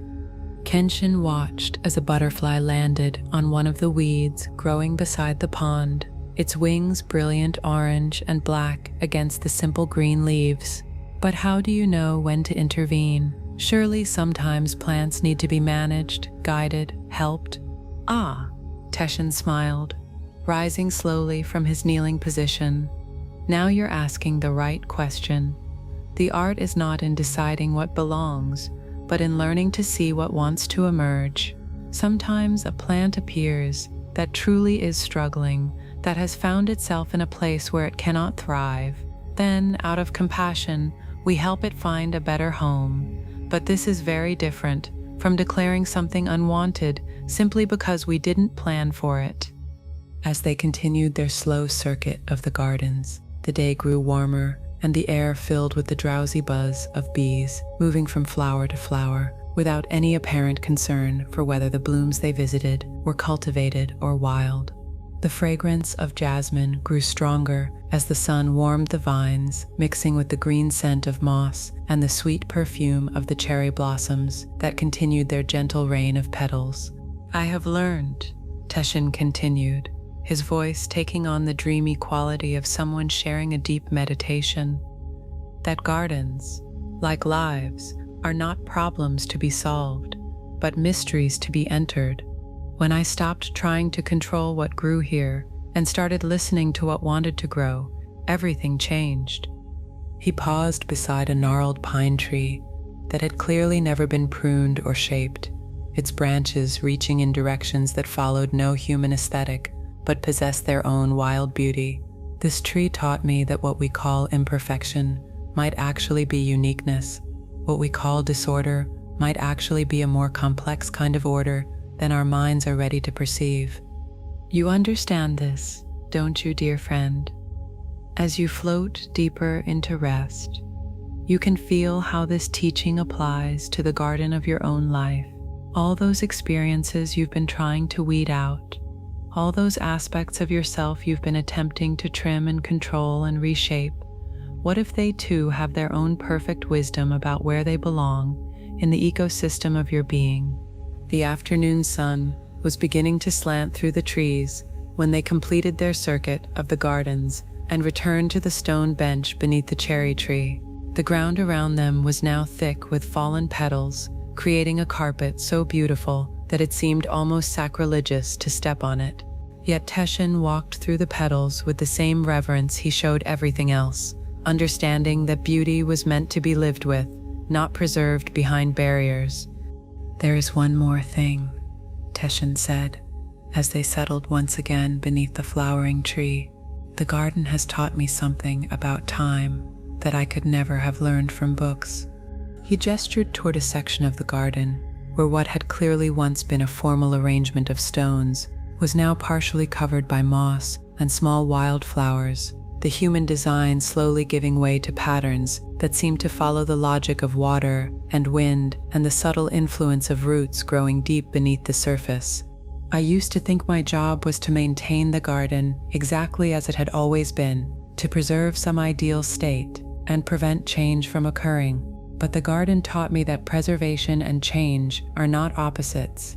The garden preserves itself precisely by changing, by allowing what wants to emerge, by finding new forms of beauty that no designer could have imagined." Kenshin sat quietly, feeling something shifting in his understanding of not just gardening, but of life itself. "So you never pull anything?" Teshin laughed, the sound like wind chimes touched by a gentle breeze. "Oh, I interact with the garden constantly, but I have learned to work with it rather than against it. Sometimes I gently guide growth in directions that serve the whole. Sometimes I provide support for plants that are struggling.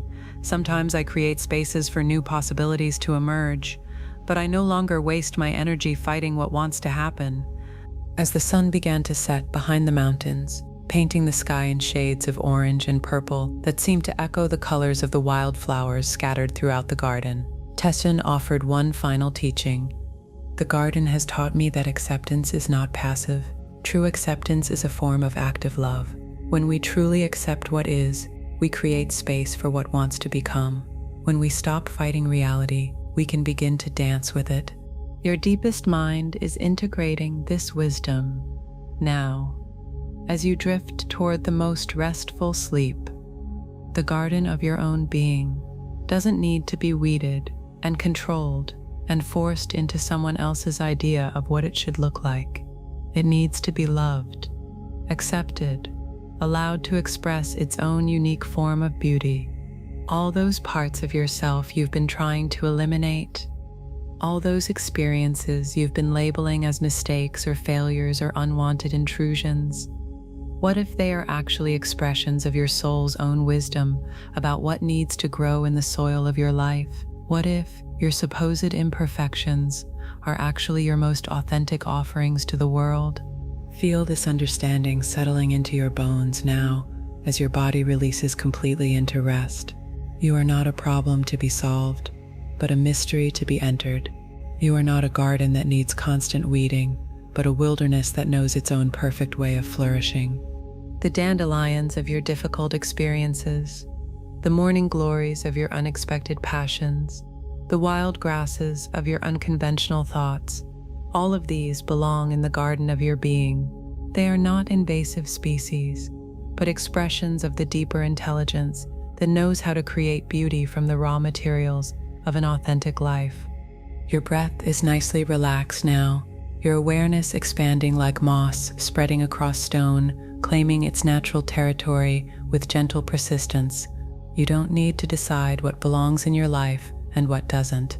You need only to tend what is with love, to water what wants to grow, to trust the wisdom that brought everything here for reasons your mind may never fully understand. All is well. All has always been well. And you, like the untended garden that becomes more beautiful with each passing season, are perfectly whole in your wild authenticity, free to bloom exactly as you are without needing permission from anyone else's idea of what a life should look like. You're resting so gently now, dear friend, floating like a leaf on the gentlest current of these ancient words and soft music. Your body has found a comfortable surrender, your breath moving with the quiet wisdom of someone learning to let go as we journey together to the dusty roads of northern India, where the air shimmers with heat and the scent of sandalwood, and where a teaching about the arrows of suffering waits to transform how you meet every difficult moment of your life. The story of the two arrows. This is a story about something you know with intimate, sometimes painful clarity, dear listener. Those moments when life strikes you with its first arrow of unavoidable difficulty, and then you reach for the quiver of your own making, drawing out a second arrow of reaction, resistance, and story-making that often hurts far more than the original wound. A teaching about the surprising freedom that comes when you learn to feel the first arrow completely while laying down the second one with gentle wisdom. In the hills of ancient Bihar, where the Buddha himself had walked the red earth roads, between villages of mud brick houses, and where Bodhi trees cast their cooling shadows over wells worn smooth by countless pilgrims' hands, there lived a wandering monk named Vasubandhu. His saffron robes had been faded by sun and softened by rain until they held the color of autumn leaves, and his wooden begging bowl bore the marks of 10,000 humble meals received from the hands of generous villagers. The monsoon had ended, leaving the air thick with the fragrance of jasmine and wet earth, punctuated by the green scent of rice paddies that stretched toward distant hills veiled in morning mist. Temple bells drifted across the landscape like bronze birds, carrying messages between the visible and invisible worlds, and the smoke from cooking fires rose in thin columns toward a sky so blue it seemed polished like lapis lazuli. Vasubandhu moved through this ancient landscape with the unhurried grace of someone who carried no destination more important than the present step. He had been traveling for 3 days since leaving the monastery at Nalanda, walking the pilgrimage routes that connected sacred sites scattered across the Gangetic plain like pearls on an invisible string. On this particular morning, as peacocks called from mango groves and water buffalo wallowed in lotus-covered ponds beside the dusty road, Vasubandhu encountered something that would become one of his most remembered teachings. He had stopped to rest beneath a massive banyan tree whose aerial roots created a natural cathedral of shade when he heard the sound of weeping coming from the direction of the village just ahead. Following the sound, he found a middle-aged farmer named Govinda sitting beside the road with his head in his hands, his simple cotton dhoti stained with mud, and his face marked by the kind of despair that comes when life delivers a blow that seems impossible to bear. Beside him lay the broken remnants of a clay water pot, its pieces scattered across the hard-packed earth like fragments of a shattered dream. The air around them shimmered with heat, carrying the scent of dust and marigolds from the village shrine, mixed with the earthy smell of buffalo dung and the sweet fragrance of ripening mangoes in the grove beyond. Flies buzzed lazily in the thick air, and somewhere in the distance, a temple conch shell announced the midday prayers with its deep, resonant call. "Brother," Vasubandhu said gently, settling himself in the shade beside the distraught farmer, "what brings such sorrow to this beautiful day?" Govinda looked up with eyes red from weeping, his weathered face marked by the kind of lines that come from years of depending on forces beyond his control: the rains, the harvest, the mercy of landlords, and the whims of nature. "Honored monk," he said, his voice cracking with the weight of his despair, "I am ruined, completely ruined. My only water pot has broken, and now I have no way to carry water from the well to my fields. Without water, my crops will die. Without crops, my family will starve. We will lose our land, our home, everything." You know this feeling, don't you, dear friend? That moment when a single unfortunate event seems to unravel the entire fabric of your security, when your mind immediately leaps from what happened to all the terrible things that might happen as a result, building catastrophe upon catastrophe until the original problem becomes almost invisible beneath the weight of projected disaster. Vasubandhu nodded with the deep compassion of someone who had witnessed countless forms of human suffering, but his eyes held a quality of gentle curiosity rather than the despair that surrounded Govinda, like a cloud of gnats. "I see that your water pot is indeed broken," the monk observed, picking up one of the larger pieces and examining it with the careful attention of someone studying a sacred text. The fragment was red clay, fired in the village kilns and worn smooth by daily use, marked with the fingerprints of the potter who had shaped it and the countless hands that had carried it between well and field. "But tell me, friend Govinda, are you suffering from the broken pot, or from the story you are telling yourself about what the broken pot means?" Govinda stared at the monk with a confused expression of someone who had been asked a question in a language he almost but not quite understood. "What do you mean? The pot is broken. Without it, I cannot water my crops. Without crops, my family will starve. These are facts, not stories." Vasubandhu smiled with the gentle patience of someone who had spent years learning to distinguish between what happens and what we tell ourselves about what happens. But let us examine these facts more carefully. The pot is broken. This is certainly true, but everything else you have told me lives in the realm of might happen, not what is happening. The monk shifted slightly in the shade, his movement stirring up a small cloud of dust that caught the slanted light like golden powder. Around them, the life of the village continued its eternal rhythm. Women walking to the well with brass vessels balanced on their heads, children chasing chickens through narrow lanes between houses, the distant sound of someone grinding spices with mortar and pestle, the eternal percussion of daily life continuing regardless of individual dramas.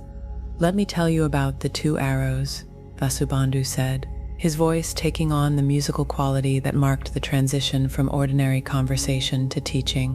"When we are struck by misfortune, it is as if we have been shot by an arrow. This first arrow is unavoidable. It comes from the simple fact of living in a world where pots break, bodies age, plans go awry, and loss is woven into the very fabric of existence."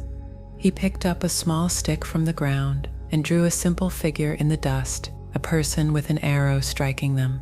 "This first arrow is painful, certainly, but it is clean pain, direct pain, the pain of what is actually happening right now." Govinda watched with growing attention as the monk added a second arrow to his dust drawing, this one shot by the figure at himself. "But then," Vasubandhu continued, Most of us immediately reach for a second arrow. We shoot ourselves with the arrow of our reaction to what happened. We add the suffering of our story about what the first arrow means. We multiply the pain of what is with the pain of what we imagine will be. Your greater than conscious mind is absorbing this teaching now, dear listener, as your body grows heavier with sleep, and your awareness becomes more spacious, more able to hold both difficulty and peace simultaneously. How many times have you been struck by the first arrow of unavoidable circumstances, only to wound yourself far more deeply with the second arrow of your own mental elaboration? The afternoon sun was beginning to slant lower, painting the banyan tree's massive trunk in stripes of gold and shadow. The air had grown thick with the scent of cooking fires as the village women began preparing the evening meal, and somewhere nearby, a flute player was practicing scales that rose and fell like the breathing of the earth itself. "I still don't understand," Govinda said, though something in his voice suggested that understanding was beginning to dawn despite his words. "My pot is broken. How can I not be concerned about the consequences?" "Ah," Vasubandhu replied, his eyes brightening with the delight of someone who sensed a breakthrough approaching. "There is a profound difference between concern and suffering. Concern leads to skillful action. Suffering leads to paralysis." He gestured toward the broken pieces scattered around them. Right now, in this moment, what is actually happening? Not what might happen tomorrow or next week, but what is actually true right here, right now. Govinda looked around as if seeing his situation for the first time. "My pot is broken," he said slowly. "Yes. And are you breathing?" "Yes." "And is your family alive and well at this moment?" "Yes." "And are your crops dead right now?" Govinda paused, considering. "No, not yet." "Then in this moment, what you actually have is a broken pot and a family that is alive and well. Everything else, the dying crops, the lost land, the starvation, these live only in the realm of possibility, not actuality." Vasubandhu leaned forward, his voice growing gentler still. "When we shoot ourselves with the second arrow of our fearful projections, we waste the energy we need to address the first arrow skillfully. We become so paralyzed by what might happen that we cannot respond wisely to what is happening." As the teaching deepened, other villagers began to gather in the shade of the banyan tree. Word had spread that a learned monk was sharing wisdom, and gradually a small circle formed around the two men, children peeking out from behind their mothers' saras, elderly men stroking their beards thoughtfully as they listened to words that seemed to speak directly to their own experiences of suffering. "But how do we not worry?" asked an elderly woman whose silver hair was braided with jasmine flowers. "How do we not think about what might happen when we love people, when we depend on things that can break?" Vasubandhu turned to her with the same gentle attention he had given Govinda. "Honored grandmother, worrying and planning are different animals entirely. Planning says, the pot is broken, so I must find a way to get water to my crops. Worrying says, the pot is broken, so everything is ruined forever." He paused to let this distinction settle into the circle of listeners, like seeds finding fertile ground. The first arrow teaches us something important about life, that we cannot control what happens to us. Pots break, people leave, bodies age, plans fail. This is not a flaw in the system. This is the system. When we truly accept this, we stop wasting energy trying to make the uncontrollable controllable. A young man in the circle raised his hand tentatively. "But then what do we do when the arrows come?" "Ah," Vasubandhu smiled. "That is the most beautiful question. When the first arrow strikes, we feel it completely. We don't pretend it doesn't hurt. We don't tell ourselves we should be stronger or more spiritual or less affected. We simply feel what is actually happening without adding the story of what it means about us, about life, about the future. The monk demonstrated by picking up one of the pot shards and pressing its broken edge against his palm, not hard enough to cut, but firmly enough to feel its sharpness. This is the first arrow, direct, immediate, honest. I feel the pressure, the discomfort, the reality of the broken edge. Then he set the shard down and placed his hands in his lap with a visible relaxation, and then I put down the second arrow. I don't add, this always happens to me. I don't add, now my whole day is ruined. I don't add, I'll probably cut myself badly someday. I simply feel what is happening now and respond from that clean place of presence. As you drift deeper into rest now, dear friend, feel how this understanding settles into the deepest layers of your being. So much of your suffering comes not from what actually happens to you, but from the stories you tell yourself about what those happenings mean. The first arrow of unavoidable difficulty is painful enough without adding the second arrow of resistance, projection, and catastrophic thinking. The sun was setting now, painting the sky in shades of saffron and rose that echoed the colors of the monks' robes. Oil lamps were being lit in the village houses, their warm glow beginning to twinkle through doorways and windows like earthbound stars. The evening call to prayer drifted across the fields from a distant mosque, its melody weaving through the air with the cooking smoke and the first cool breeze of twilight. Govinda sat quietly for a long time, turning the monk's words over in his mind like a farmer examining seeds before planting. Finally, he spoke. So right now, all I actually have is a broken pot. Yes. And right now, my family is safe, and my crops are alive. Yes. And right now, I have 2 hands, 2 feet, and a mind that can solve problems. Yes, Vasubandhu smiled. Now you are seeing clearly. Govinda stood up with a new energy in his movements, brushing the dust from his dhoti. Then right now, I should go see if anyone in the village has an extra pot I can borrow, or clay I can use to make a new one. Exactly, the monk replied. When we put down the second arrow, we discover that we actually have far more resources for dealing with the first arrow than we realized. As Govinda hurried off toward the village, with the purposeful stride of someone who had remembered his own capability, the other villagers began to disperse, carrying the teaching back to their own homes and challenges. But several remained, drawn by questions that had been stirring in their hearts. "Teacher," said a middle-aged merchant, who had been listening intently, "what about when the first arrow is really severe? When we lose someone we love, when we face serious illness, when the challenges are truly overwhelming?" Vasubandhu's face grew more solemn, acknowledging the weight of truly difficult circumstances. "The teaching becomes even more important then, friend, not less. When life strikes us with its heaviest arrows, we need all our energy and clarity to respond skillfully. We cannot afford to waste our strength shooting ourselves with additional arrows of despair, self-pity, or projection into an unbearable future." He paused, his eyes reflecting the deep compassion of someone who had not learned this teaching from books alone. The first arrow of genuine tragedy is already almost unbearable. To add the second arrow of mental suffering is to risk being completely overwhelmed. But when we can feel the first arrow cleanly, without the additions of story and resistance, we often discover that even the most difficult circumstances can be met with grace.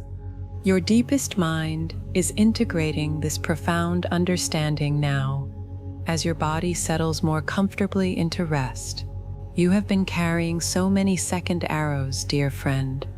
So many self-inflicted wounds created by your thoughts about your circumstances rather than your circumstances themselves.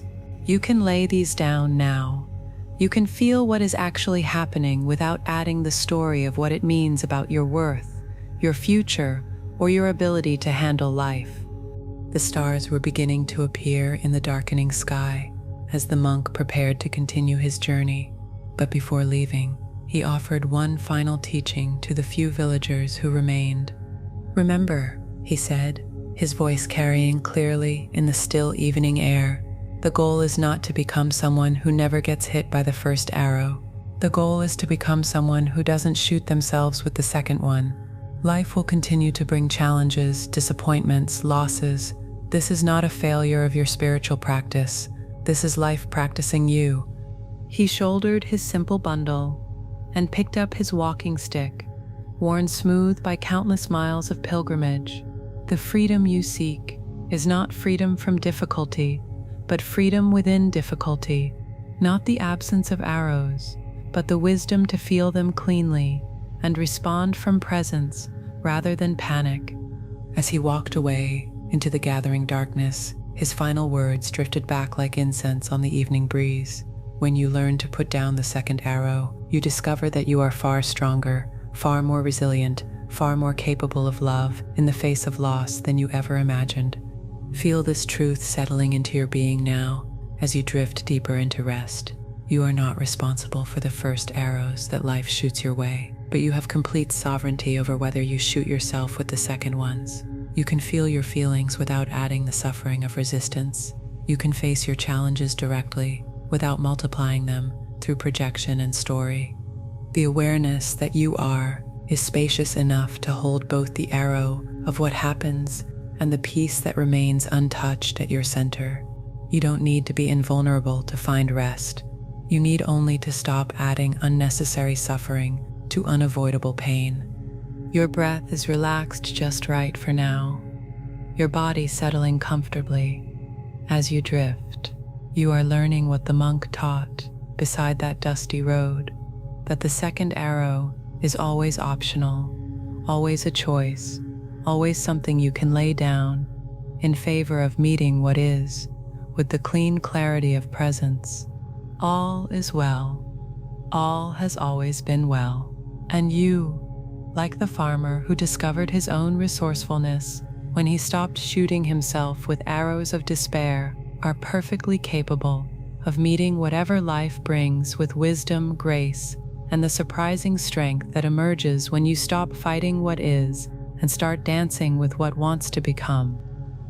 You're drifting so beautifully now, dear friend, carried along by this gentle river of ancient wisdom and soft music. Your body has found its comfortable rhythm of release, your breath moving with the natural ease of someone learning to let go, as we journey together to the bustling trade routes of old China, where silk caravans wind through mountain passes and the air is fragrant with spices and adventure, and where a teaching about the burdens we choose to carry waits to lighten the load you didn't even know you were shouldering. The story of the merchant's heavy load. This is a story about something you carry with you every single day, dear listener. Those invisible bundles of worry, regret, resentment, and old pain that you've been hauling from place to place, year after year, until their weight has become so familiar you've forgotten what it feels like to walk without them. A teaching about the surprising lightness that comes when someone asks the simplest question, why don't you just put them down? Along the ancient Silk Road, where merchants had traveled for over 1,000 years, carrying treasures between the markets of Chang'an and the distant bazaars of Samarkand, there lived a trader named Chen Wei. His caravan was famous throughout the mountain passes and desert towns, not for the richness of his goods, though they were indeed precious, but for something far more unusual, the enormous load he carried personally, separate from the carefully balanced packs of his camels and mules. The morning sun painted the dusty road in shades of gold and amber as Chen Wei's caravan prepared to leave the trading post of Kashgar. The air was alive with the sounds of commerce, the jingle of harness bells, the soft complaints of heavily laden camels, the musical chatter of merchants speaking a dozen different languages. The scent of cardamom and cinnamon drifted from the spice stalls, mixing with the leather smell of saddles and the green fragrance of the oasis gardens. that made this harsh landscape livable.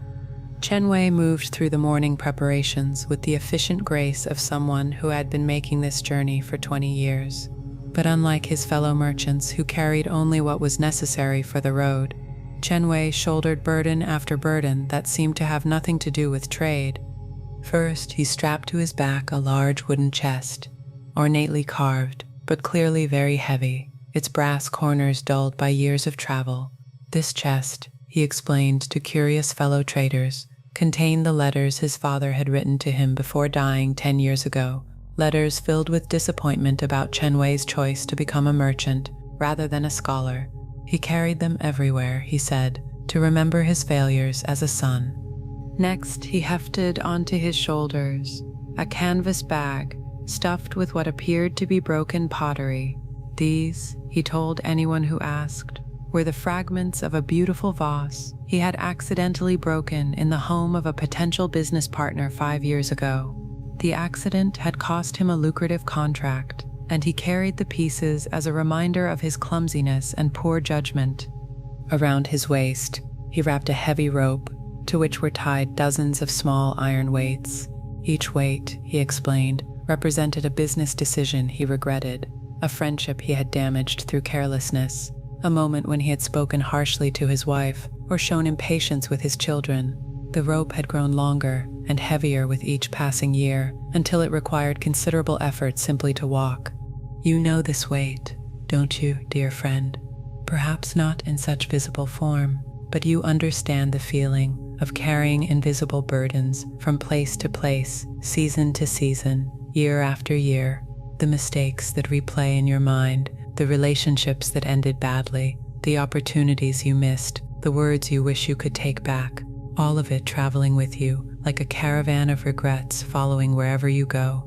The other merchants in the caravan watched Chen Wei's daily ritual of strapping on his burdens with a mixture of puzzlement and concern. He was well respected as a trader, honest in his dealings and fair with his prices, but his strange habit of carrying these personal loads made travel difficult for everyone. He moved more slowly than the rest, required frequent rests, and often fell behind, forcing the entire caravan to adjust its pace. As they left the green refuge of Kashgar and began climbing into the Pamir Mountains, where the air grew thin and the paths treacherous, Chen Wei's burden became even more problematic. The wooden chest cut into his shoulders, leaving deep grooves in his travel robes. The bag of pottery shards clinked and shifted with every step, throwing off his balance on the narrow mountain paths. The iron weights around his waist grew heavier with altitude, until each step required visible effort. The mountain paths were carpeted with wild flowers that bloomed briefly in the harsh climate, tiny purple gentians, white edelweiss, and clusters of yellow buttercups that seemed impossibly delicate against the stark granite peaks. The air was so clear it seemed to ring like a bell, carrying the distant tinkling of yak bells from high pastures and the whispered prayers of pilgrims walking these same ancient routes toward distant temples. On the third day of their mountain passage, as the caravan rested beside a crystal stream that tumbled down from glaciers invisible above the clouds, a small group of children from a nearby village came to see the exotic travelers and their laden animals. These children of the high mountains moved with the easy grace of those born to thin air and steep paths, their dark eyes bright with curiosity about the world beyond their remote valley. One little girl, perhaps 7 years old, with cheeks red from mountain wind and flowers braided into her black hair, approached Chen Wei as he sat heavily beside the stream, his various burdens arranged around him like the components of some elaborate puzzle. She watched with fascination as he methodically checked each item, adjusting straps and retying knots with the weary attention of someone performing a daily ritual that had long since lost any joy it might once have held. "Uncle Merchant," she said in the simple, direct way that children address the mysteries of the adult world, "why do you carry all those heavy things?" Chen Wei looked up from his burden checking, his face creased with the particular exhaustion that comes not from physical effort alone, but from carrying weight that serves no practical purpose. "These are important things, little sister," he replied with the patient tone adults use to explain incomprehensible adult logic to children. They remind me of lessons I must not forget.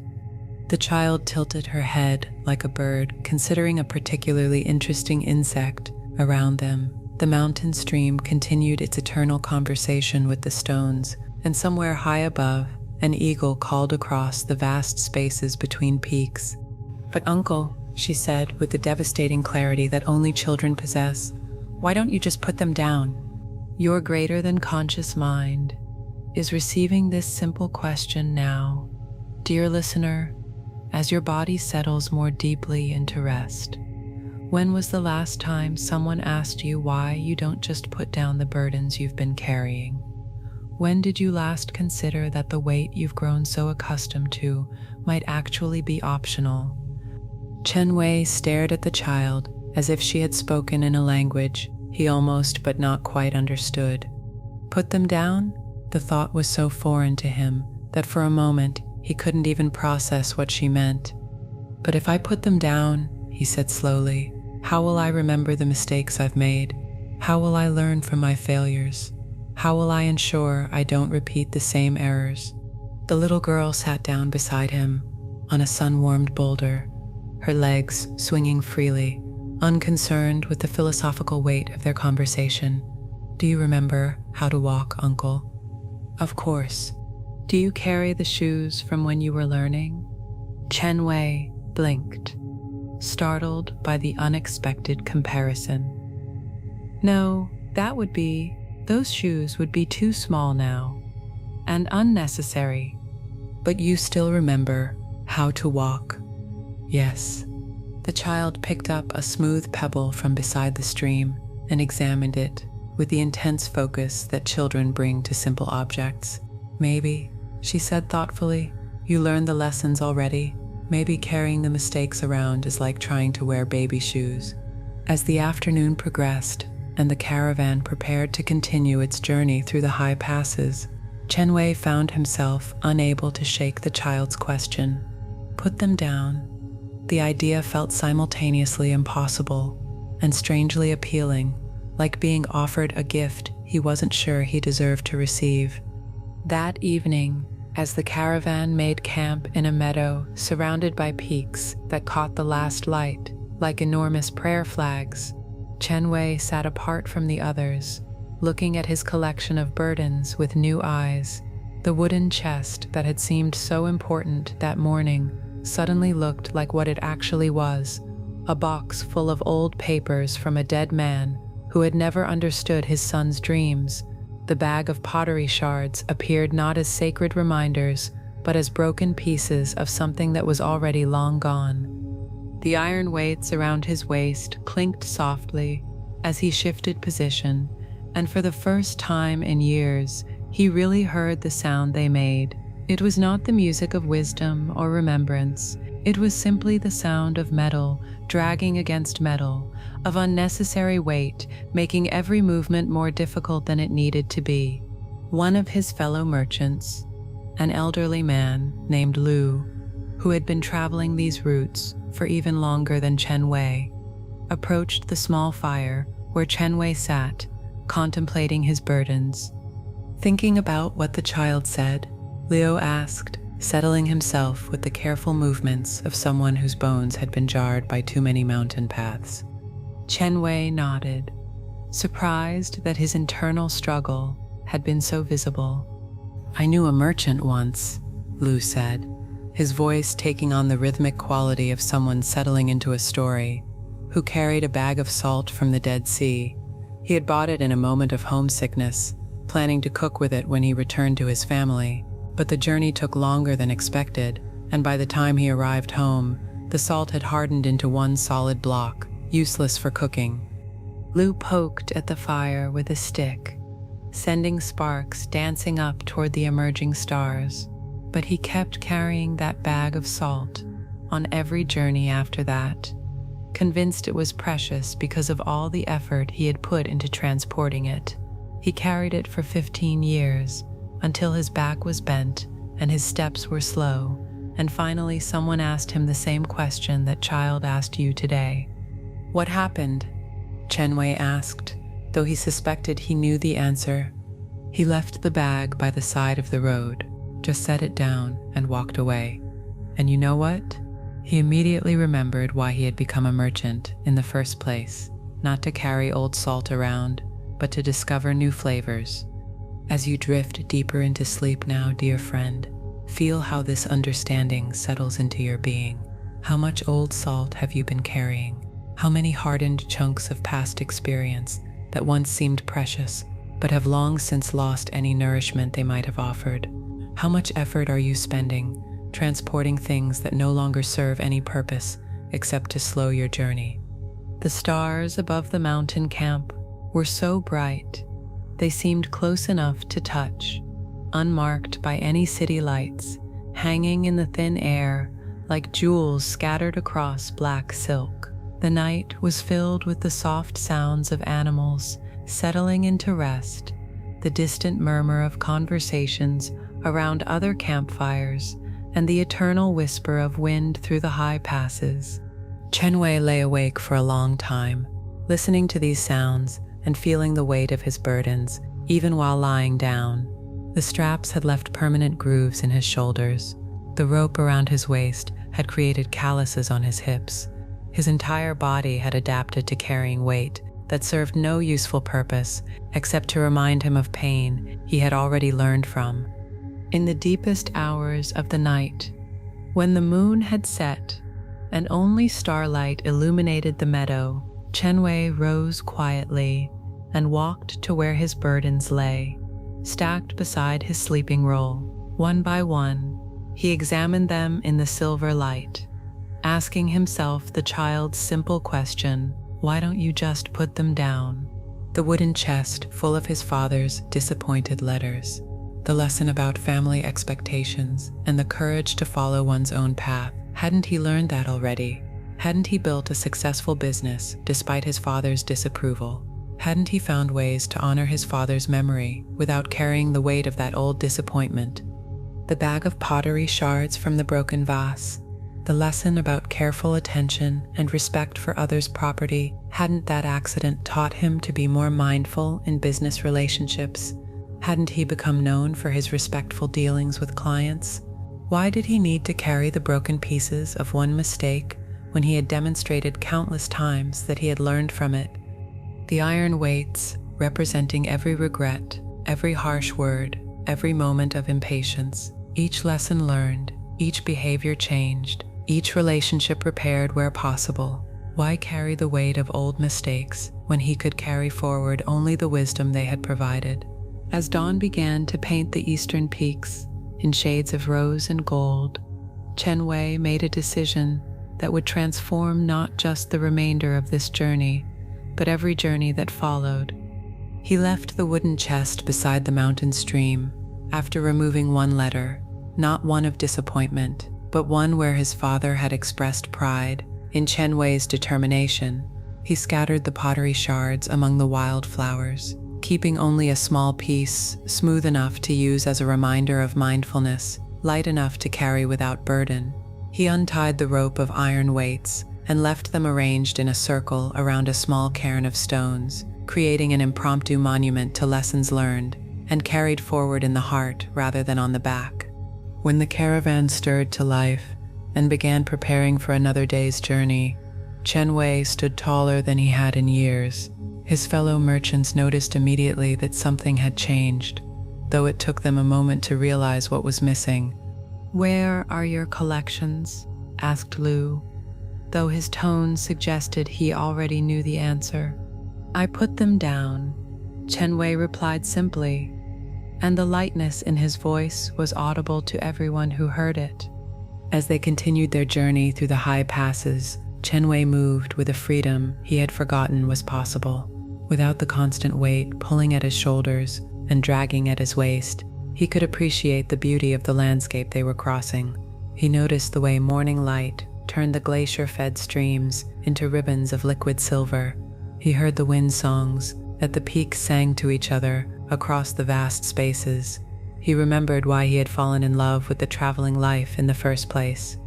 "Your deepest mind is integrating this profound teaching now As your body settles more comfortably into rest, you too can put down the burdens you've been carrying. The lessons they taught you are already learned, already integrated into who you have become. You don't need to carry the weight of old mistakes, old pain, old disappointments to prove that you remember their teachings. The wisdom you've gained from your experiences lives in your heart, in your improved choices, in your greater compassion and understanding. It doesn't require you to transport the original packaging from place to place, year after year. You can honor what you've learned while releasing the weight of what you've suffered. When the caravan finally descended from the high passes and entered the green valleys that led toward their destination, Chen Wei felt like a different person than the one who had left Kashgar days before, not because he had forgotten his past or abandoned his responsibilities, but because he had finally understood the difference between carrying wisdom and carrying baggage. The lessons remained, the growth continued, the business knowledge, the relationship skills, the hard-won understanding of how to navigate the complex world of trade and human interaction. All of this was still with him, more accessible than ever, because it was no longer buried under the weight of unnecessary burdens. Your breath is relaxed, just right for now. Your body settling comfortably. As you drift, you are learning what Chen Wei discovered on that mountain path, that you can release the weight of what you've survived while keeping the strength that surviving it gave you. You can put down the old pain while holding on to the new wisdom. You can travel light while carrying everything that truly matters. All is well. All has always been well. And you, like the merchant who remembered the joy of his journey when he stopped carrying yesterday's mistakes, are perfectly free to move forward unburdened, carrying only the love, wisdom, and possibility that make each step a choice toward lightness rather than a repetition of old weight. You're floating so peacefully now, dear friend, carried deeper into this sacred space where ancient wisdom meets gentle rest. Your body has found its natural rhythm of surrender, your breath moving with the quiet ease of someone learning to trust the flow as we journey together to the snow-dusted mountains of 15th century Japan, where temple bells ring across valleys filled with cherry blossoms and pine smoke, and where a most unusual master is about to offer his final teaching about the divine comedy of taking ourselves too seriously. The story of the master's last laugh. This is a story about something that lives at the very heart of your human experience, dear listener. Those moments when you catch yourself treating the temporary dramas of life as permanent disasters, when you forget that this whole magnificent, challenging, beautiful mess of existence might actually be the universe's way of telling itself the most elaborate joke ever conceived. A teaching about the lightness that emerges when we remember that even our deepest struggles are somehow, mysteriously, perfectly absurd. In the mountains outside Kyoto, where morning mist clung to ancient cedars like the breath of sleeping dragons, and stone lanterns marked pathways worn smooth by 5 centuries of contemplative footsteps, stood the temple of Daitokuji. The wooden buildings, with their gracefully curved roofs and weathered posts dark with age, seemed to grow from the landscape itself, as if the mountain had decided to express its Buddha nature through architecture rather than geology. Master Ikkyu, the temple's most beloved and unconventional teacher, was known throughout Japan not only for his profound wisdom, but for his equally profound irreverence. While other Zen masters maintained the dignified composure expected of enlightened beings, Ikkyu delighted in pointing out the cosmic humor hidden in the most serious spiritual pursuits. He wrote poetry that made both sages and drunkards laugh until they wept, and his teachings often began with observations that left his students wondering whether they were receiving profound dharma or elaborate practical jokes. On this particular winter morning, as snow fell in fat, lazy flakes that caught the weak sunlight like scattered prayers, word spread through the temple that Master Ikkyu was dying. At 88 years old, he had been gradually withdrawing from the world for weeks, spending long hours in his simple quarters, overlooking the temple garden where bamboo swayed beneath their burden of snow and stone basins filled slowly with the cold offerings of the sky. The air inside the temple was thick with the scent of incense and pine smoke from the braziers that provided meager warmth against the mountain winter. Tatami mats, worn soft by decades of kneeling students, covered the wooden floors, and the walls were decorated with calligraphy scrolls, whose bold brushstrokes seemed to dance in the flickering light of oil lamps. Somewhere in the temple's depths, the great bronze bell marked the hours with its voice of bronze thunder, each stroke echoing across the snow-covered valleys, like a reminder that time flows in both directions simultaneously. Ikkyu's senior students, men who had studied with him for 20 or 30 years, gathered in hushed consultation about the proper preparations for their master's passing. These were learned monks, versed in the elaborate protocols that surrounded the death of a Zen master, and they approached their task with the grave dignity that such an important occasion demanded. Brother Kaisen, the temple's head monk, began organizing the necessary rituals with the meticulous care of someone orchestrating a sacred symphony. Expensive incense was ordered from the finest suppliers in Kyoto, the kind that burned with fragrances said to open doorways between worlds. Formal robes were retrieved from cedar chests, their silk still bearing the subtle perfume of the sandalwood boxes where they had been stored for special occasions. The temple's master calligrapher was commissioned to prepare memorial scrolls, each character written with brushstrokes that carried the weight of 40 years' practice. Funeral poems were selected from the classical collections, verses whose beauty was matched only by their appropriately melancholy tone.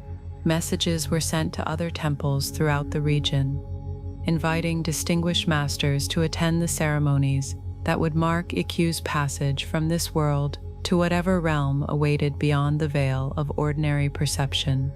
You know this impulse, don't you, dear friend?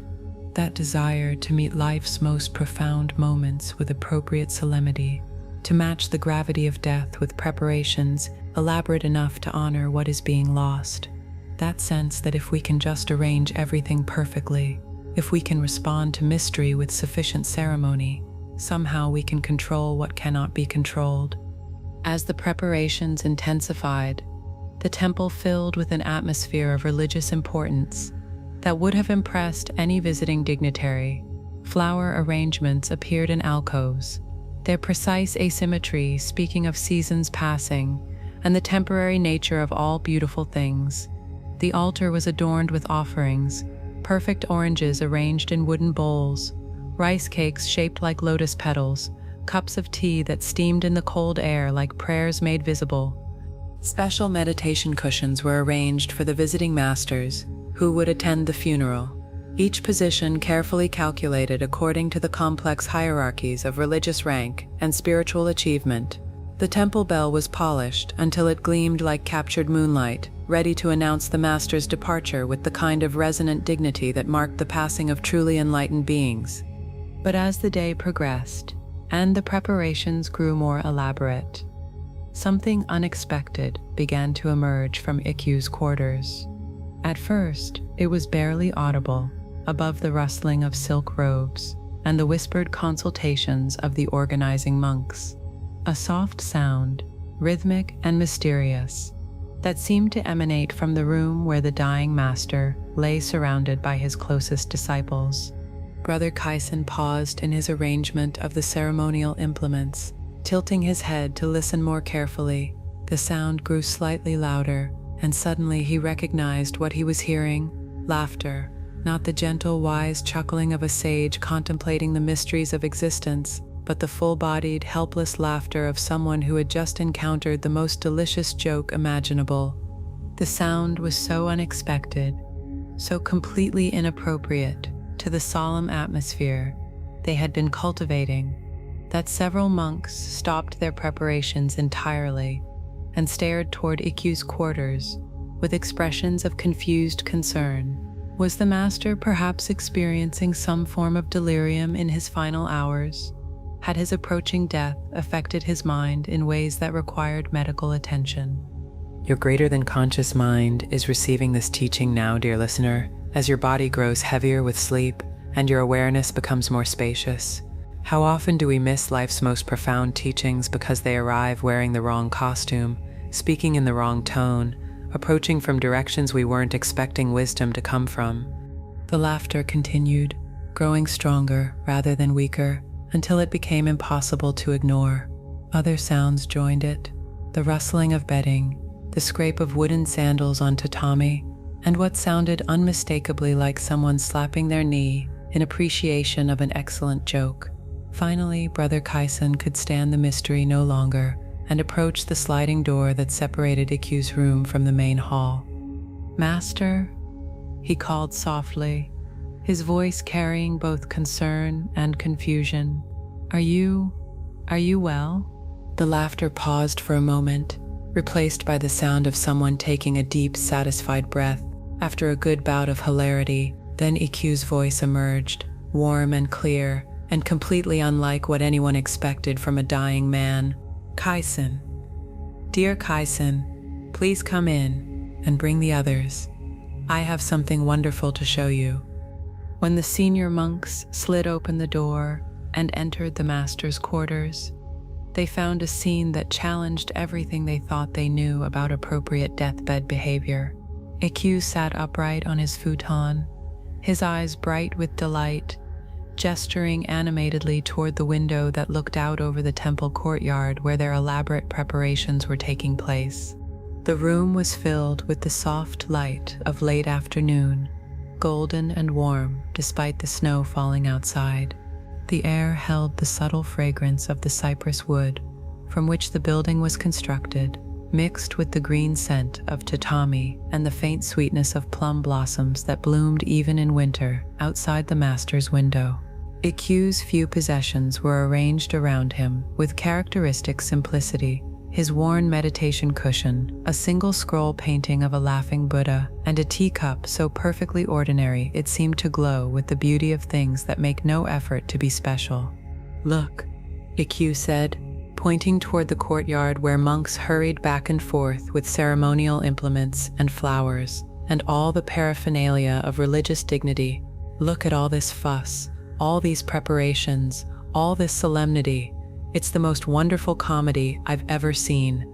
He dissolved into fresh laughter, his entire body shaking with mirth that seemed to come from some inexhaustible source deep within his being. "Do you see what's happening out there? You're all preparing to bury someone who hasn't died yet, arranging a ceremony for an event that hasn't occurred, creating elaborate rituals to mark the passing of someone who is sitting right here, laughing at the whole magnificent absurdity of it." The monks looked at each other with the bewildered expressions of people who had suddenly discovered they were actors in a play whose script had been changed without anyone telling them. Was this wisdom or madness, enlightenment or the confused ramblings of a mind affected by approaching death? "But, Master," Brother Kaisen ventured carefully, "these preparations are traditional.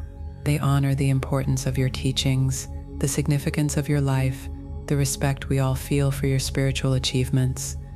Iku's laughter gentled into a warm chuckle, and his eyes held the infinite tenderness of someone who had spent decades watching beloved students take themselves far too seriously. "Oh dear Kaisen, do you think my teachings need honoring? Do you imagine my life requires significance? Do you believe spiritual achievement is something that can be measured in ceremonies and incense?" He gestured again toward the window, where the snow continued its casual descent, each flake following its own perfect path, without consulting any protocol about appropriate falling techniques. "Look at the snow," Iku said. "Does it prepare elaborate ceremonies before melting? Does it arrange ritual observances to mark its transformation from ice crystal to water to vapor? Does it worry about whether its departure will be conducted with sufficient dignity?" As you drift deeper into rest now, dear friend, feel how this teaching settles into the quietest places of your understanding. How much energy do you spend preparing for events that haven't happened yet, arranging ceremonies around the ordinary transitions that life offers every day, treating the natural flow of change as if it required your careful management to proceed properly? The monks sat in silence for a long moment, listening to the soft sounds of snow against the window and the distant rustling of continued preparations in the courtyard below. Gradually, several of them began to smile as they started to see what their master was pointing toward. The elaborate seriousness with which they had been approaching his death suddenly appeared not as appropriate reverence, but as a kind of cosmic performance, as if they were trying to convince the universe that they knew how to handle mystery properly. "But if we don't prepare properly," said Brother Taizan, one of the younger monks, "if we don't mark your passing with appropriate ceremony, how will people know that something important has happened?" Ikkyu clapped his hands together with delight, as if his student had just asked the perfect question. Exactly. How will they know? And what makes this death more important than the death of that sparrow that froze last night in the garden? What makes this transition more significant than the melting of yesterday's icicle? What makes this ending more worthy of ceremony than the sunset that happened while you were all busy arranging flowers? He leaned forward, his eyes sparkling with the mischief that had characterized his teaching for over 60 years. The universe has been conducting perfect ceremonies for billions of years without any help from us. Stars are born and die with no advance planning. Seasons change without consulting protocol experts. Flowers bloom and wither without requiring elaborate preparations to mark their passing. As the afternoon light began to fade and oil lamps were lit throughout the temple, Ikkyu continued his gentle subversion of every assumption his students held about proper spiritual behavior. He pointed out that their expensive incense was no more sacred than the smoke rising from a farmer's cooking fire. He suggested that their formal robes were no more appropriate for death than the simple work clothes they wore in the garden. He wondered aloud whether the visiting masters they had invited would learn more from witnessing elaborate funeral rites or from seeing their teacher die laughing at the beautiful absurdity of the whole enterprise. "You see," Ikkyu said, as the temple bells began their evening chant, "what you call my death is just another moment in the endless comedy of existence, taking itself seriously. This body will stop breathing, and you will all act as if something tremendously important has occurred. But what actually happens when someone dies? The same thing that happens when a wave returns to the ocean, the same thing that happens when a cloud dissolves into sky, the same thing that happens when an echo fades into silence." He paused, listening to the bronze voice of the temple bell as it rolled across the snow-covered valleys, carrying its message of impermanence to anyone with ears to hear. The wave doesn't disappear when it returns to the ocean. It simply stops pretending to be separate from what it always was. The cloud doesn't vanish when it dissolves into sky. It simply remembers that it was always sky, wearing the temporary costume of cloud. Your deepest mind is integrating this profound understanding now as your body settles more comfortably into rest. You are not separate from the vast mystery that surrounds and includes you. Your struggles, your achievements, your elaborate preparations for futures that may never arrive, all of this is the universe playing at being individual while never actually forgetting its essential unity. As night fell over the mountain temple and the snow continued its silent teaching about the beauty of letting go, Ikkyu's laughter gradually transformed into something even more profound, a deep, peaceful silence that seemed to contain all the joy that had preceded it. His breathing slowed, his eyes closed, and his face settled into an expression of such complete contentment that the monks around him finally understood what he had been trying to show them. There was nothing to prepare for, nothing to arrange, nothing to make more sacred than it already was. Death, like birth, like breathing, like the falling snow, was simply another movement in the eternal dance of existence, requiring nothing from them except the willingness to witness it with open hearts, and maybe, if they were very fortunate, to laugh at the beautiful joke of taking any of it too seriously. In the days that followed, as word of Ikkyu's laughing death spread throughout Japan, students came from distant provinces, not to attend elaborate funeral ceremonies, but to sit quietly in the room where their master had demonstrated his final teaching.